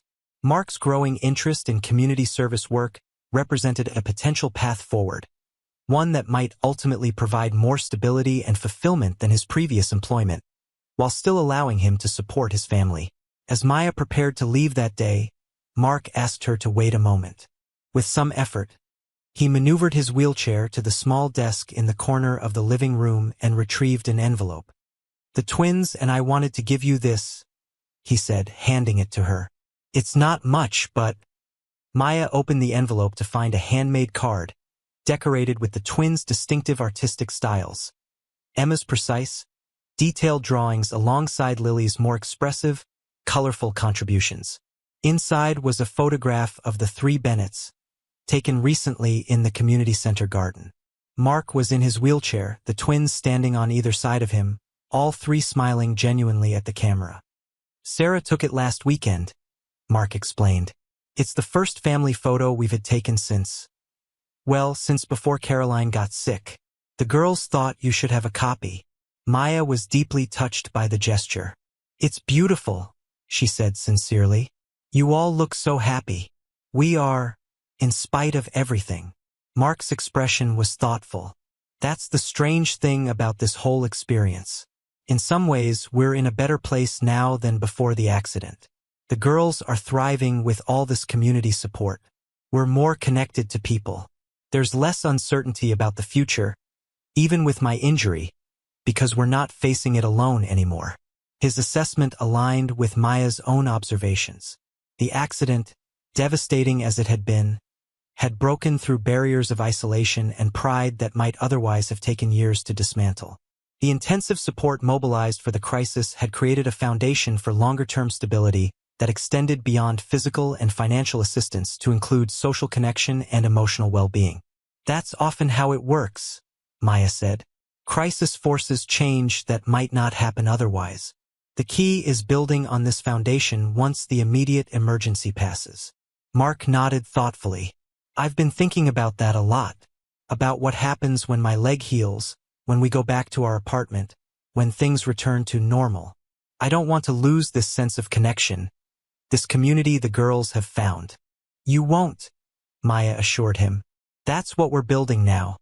Sustainable connections that will continue beyond this temporary situation. As she drove home that evening, Maya reflected on the card and photograph, now propped on her dashboard. The Bennett family's journey had taken unexpected turns since she first noticed the twins hiding food in their pockets. But the trajectory was undeniably positive. From isolation and scarcity to connection and community, from crisis to opportunity, it was the kind of transformation that reminded Maya why she had chosen this work. The hungry days that had first broken her heart now seemed like the beginning of a story moving steadily toward a hopeful conclusion. There would be challenges ahead, certainly. Mark's continued recovery, the eventual transition back to their apartment, the ongoing financial pressures of single parenthood. But the foundation had been laid for facing those challenges with support rather than in isolation. As for Maya herself, her role would continue to evolve. The intensive case management would gradually transition to more standard professional support. Boundaries would be reestablished, new families would require her attention. The unique circumstances that had drawn her so deeply into the Bennett's lives would shift toward more typical professional engagement. Yet something had fundamentally changed for the Bennetts, for the daycare center's approach to family support, and for Maya herself. The simple act of noticing children hiding food, of asking why and truly listening to the answer, had revealed needs that extended far beyond the individuals involved, highlighting gaps in community safety nets and opportunities for more effective intervention. Maya parked outside her apartment building, carefully removing the Bennett family photo from her dashboard. She would frame it for her desk at the center, a reminder of how seemingly small observations could lead to transformative intervention when approached with compassion and persistence.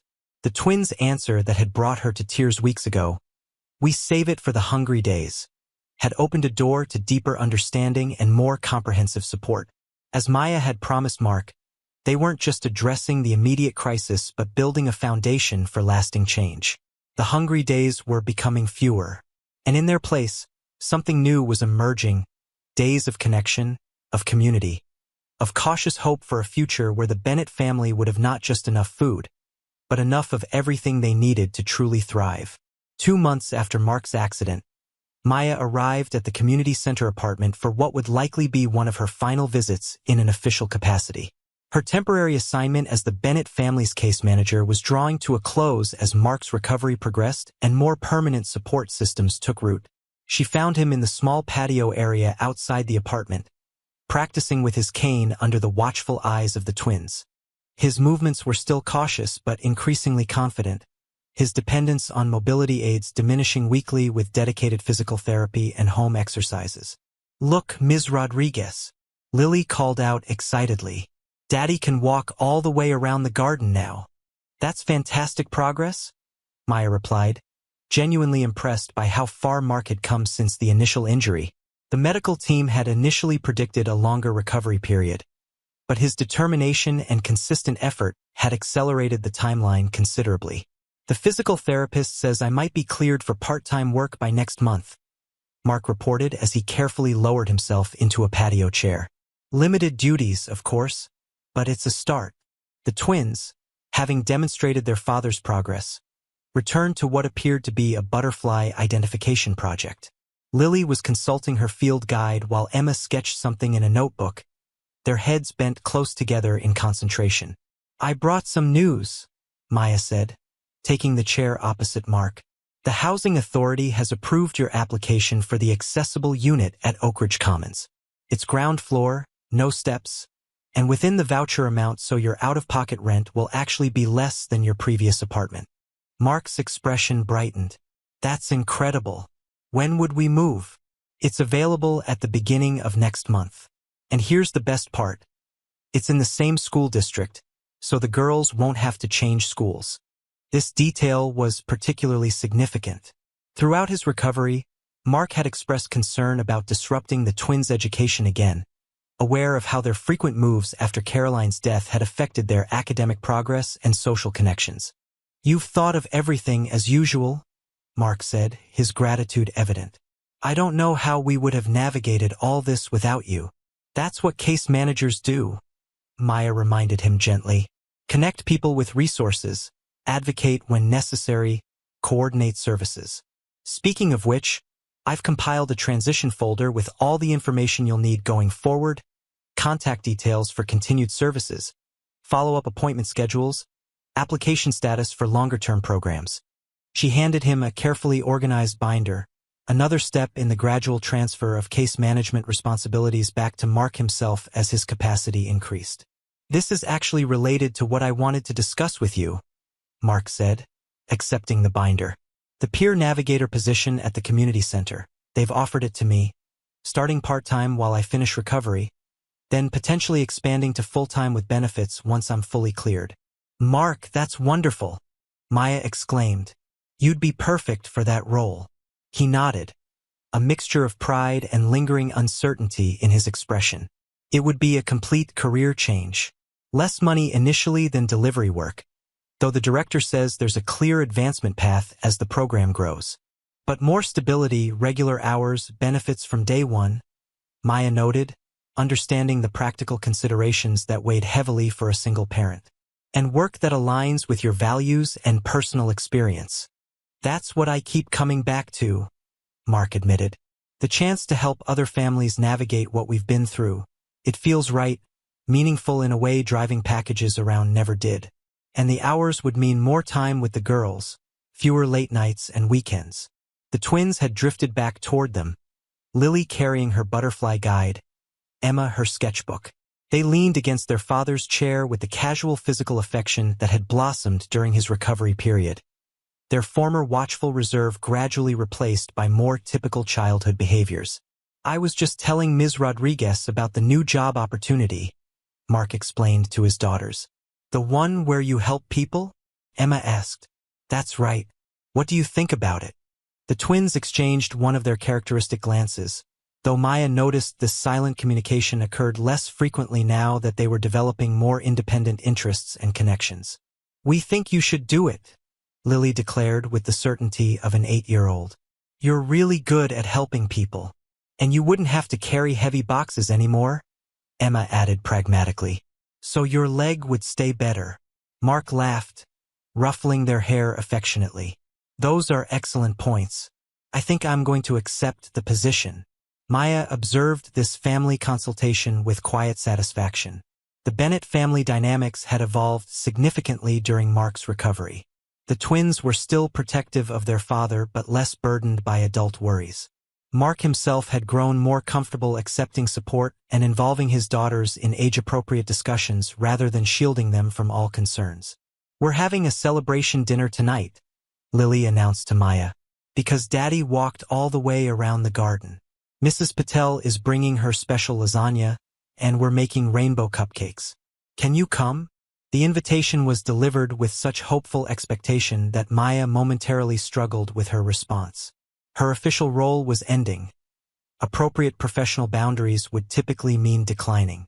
Yet the transition from intensive support to more typical community connection was precisely the goal they had been working toward. Mark seemed to sense her hesitation.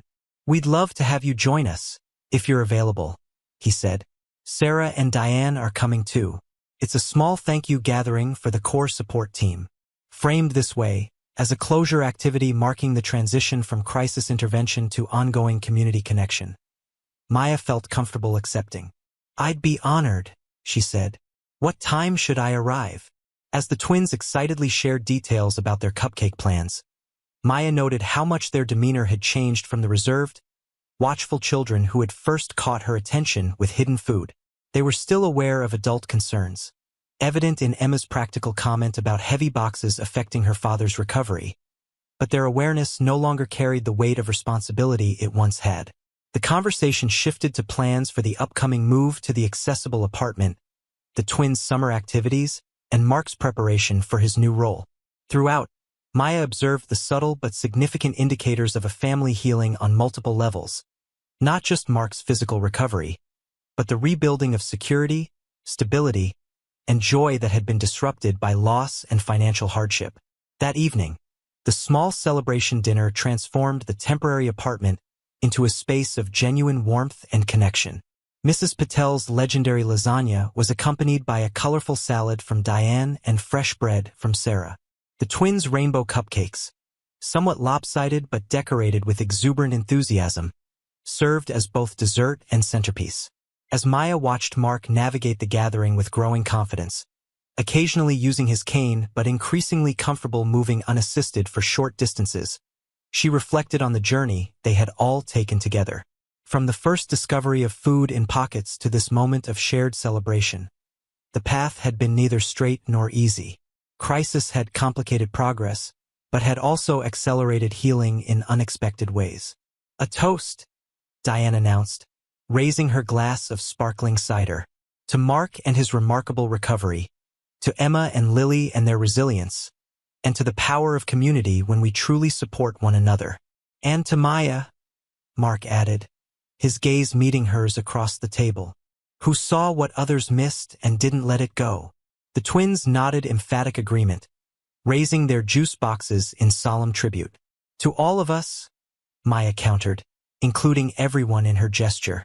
Each person in this room played an essential part in this journey. As glasses clinked and conversations resumed, Maya found herself seated beside Mark at the small kitchen table, slightly removed from the others who were admiring the twins' butterfly documentation project in the living room. "I've been meaning to ask you something," Mark said quietly. "Something that's bothered me since the beginning, but I never found the right moment to bring up." Maya nodded encouragingly, curious about his serious tone. "That first day when you asked about the food in the girls' pockets. How did you know? What made you notice when others hadn't?" The question caught Maya by surprise. She considered her answer carefully, aware that her response might reveal more than professional observation. "I recognized the pattern," she finally said. "The careful assessment of the room before hiding food, the methodical wrapping, the strategic choices of items that would keep well. It wasn't casual snack saving. It was survival behavior." Mark's expression tightened. "Because you'd seen it before in other children?" "Partly," Maya acknowledged, "but also because I recognized it from my own childhood." The admission slipped out before she could consider its professional implications. It wasn't something she typically shared with clients, this personal connection to the work she did. Yet in this transitional moment, as the Bennett family moved from crisis intervention to ongoing community connection, perhaps the honesty served a purpose, completing the circle of understanding that had begun with those hidden crackers and apple slices. "After my father left, my mother worked multiple jobs to keep us afloat," Maya continued quietly. "There were times when the money ran out before the next paycheck. My brother and I developed our own strategies, saving food from school lunches, befriending the cafeteria staff who would sometimes slip us extra portions, learning which neighbors might coincidentally have leftovers to share." Mark listened intently, his eyes reflecting recognition of experiences that paralleled his family's struggles. "That's why you didn't just report us to social services," he said, understanding dawning.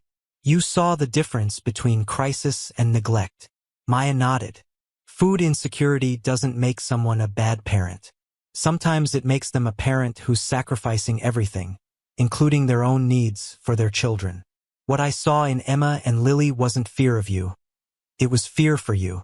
They were trying to protect you as much as themselves." "They still do," Mark admitted with a rueful smile. "I find little treats they've saved for me. A cookie from school, a piece of fruit they've set aside.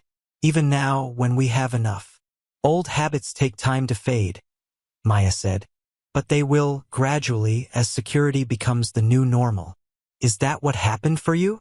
Maya considered the question, surprised by its personal nature yet finding herself willing to answer. "Eventually, a teacher connected my mother with resources similar to what we've arranged for your family. Changed everything, not overnight, but steadily. My brother and I stopped hoarding food. My mother found more stable employment through the connections she made. We became part of a community instead of struggling in isolation." "And you became a teacher who notices children hiding food," Mark observed softly. "A full-circle moment," Maya acknowledged with a smile. "Though I'm completing my art therapy certification as well. The creative expression piece has become increasingly important in my work." The feelings maps, Mark nodded. The girls still add to them, you know. They asked if they could bring them to the new apartment. Their conversation was interrupted by Lily, who bounded over with excitement. Ms. Rodriguez, Emma found a picture of the exact butterfly we saw yesterday. Come see. As Maya was led to examine the butterfly identification, she caught Diane watching her interaction with Mark with knowing eyes. Her supervisor had been supportive of Maya's intensive involvement with the Bennett family, while also gently reinforcing appropriate professional boundaries. The celebration dinner marked a transition point, from crisis intervention to the more measured ongoing support that would characterize their relationship moving forward. Later, as the gathering concluded and Maya prepared to leave, Mark walked her to her car, his movements slow but increasingly steady with the cane. "Thank you for coming tonight," he said. "It meant a lot to the girls, to all of us." "I wouldn't have missed it," Maya replied sincerely. "Seeing your family's progress is the greatest reward of this work." Mark nodded, his expression thoughtful. "When I first met you, I was so focused on maintaining the appearance of having everything under control. I thought asking for help meant I was failing as a father. And now," Maya prompted gently, "now I understand that connecting with community makes me a better father. Stronger, not weaker." He smiled, the expression reaching his eyes in a way Maya had rarely seen in their early interactions. The girls are thriving with all these positive influences in their lives. They're becoming who they're meant to be, not just survivors of our circumstances. This assessment aligned perfectly with Maya's own observations. The Bennett twins were gradually reclaiming their childhood, developing interests, forming friendships, expressing emotions more freely. The shadows of premature responsibility were lifting, allowing their natural resilience and creativity to flourish. "That's the real measure of success," Maya agreed. "Not just addressing the immediate crisis, but creating space for genuine growth and healing." As she drove home that evening, Maya reflected on the complex journey that had begun with a simple observation of food in pockets. The Bennett family's path from crisis to stability had not been linear, with Mark's accident creating new challenges just as they were beginning to find their footing. Yet that very crisis had ultimately accelerated their integration into a supportive community, breaking down barriers that might otherwise have taken years to dismantle. The hungry days that had first caught Maya's attention were becoming a memory rather than an ongoing reality. In their place was emerging a new narrative, one of resilience, connection, and cautious hope for the future. The twins were learning that security could be reliable, that adults could be trusted to meet their needs, that their own childhood needs deserved priority. Mark, too, was discovering new possibilities, a career path that valued his lived experience, a support network that respected his dignity while addressing practical needs, a way forward that honored Caroline's memory while embracing new connections. And Maya herself had been changed by the experience, reminded of the profound impact that thoughtful intervention could have, challenged to balance professional boundaries with genuine caring, reconnected to the personal experiences that had drawn her to this work in the first place. Tomorrow, she would return to her primary role at the daycare center, focusing once again on the broader group of children in her care. The Bennett family would continue their journey toward independence, with Maya's support transitioning to more typical professional engagement. Yet something fundamental had shifted in how she understood her work and its potential impact. Those crackers and apple slices hidden in small pockets had revealed a family's struggle, but also their remarkable strength and love for one another.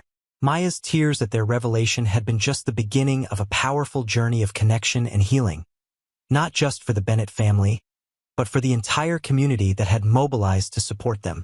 The hungry days were fading, and in their place, something beautiful was growing.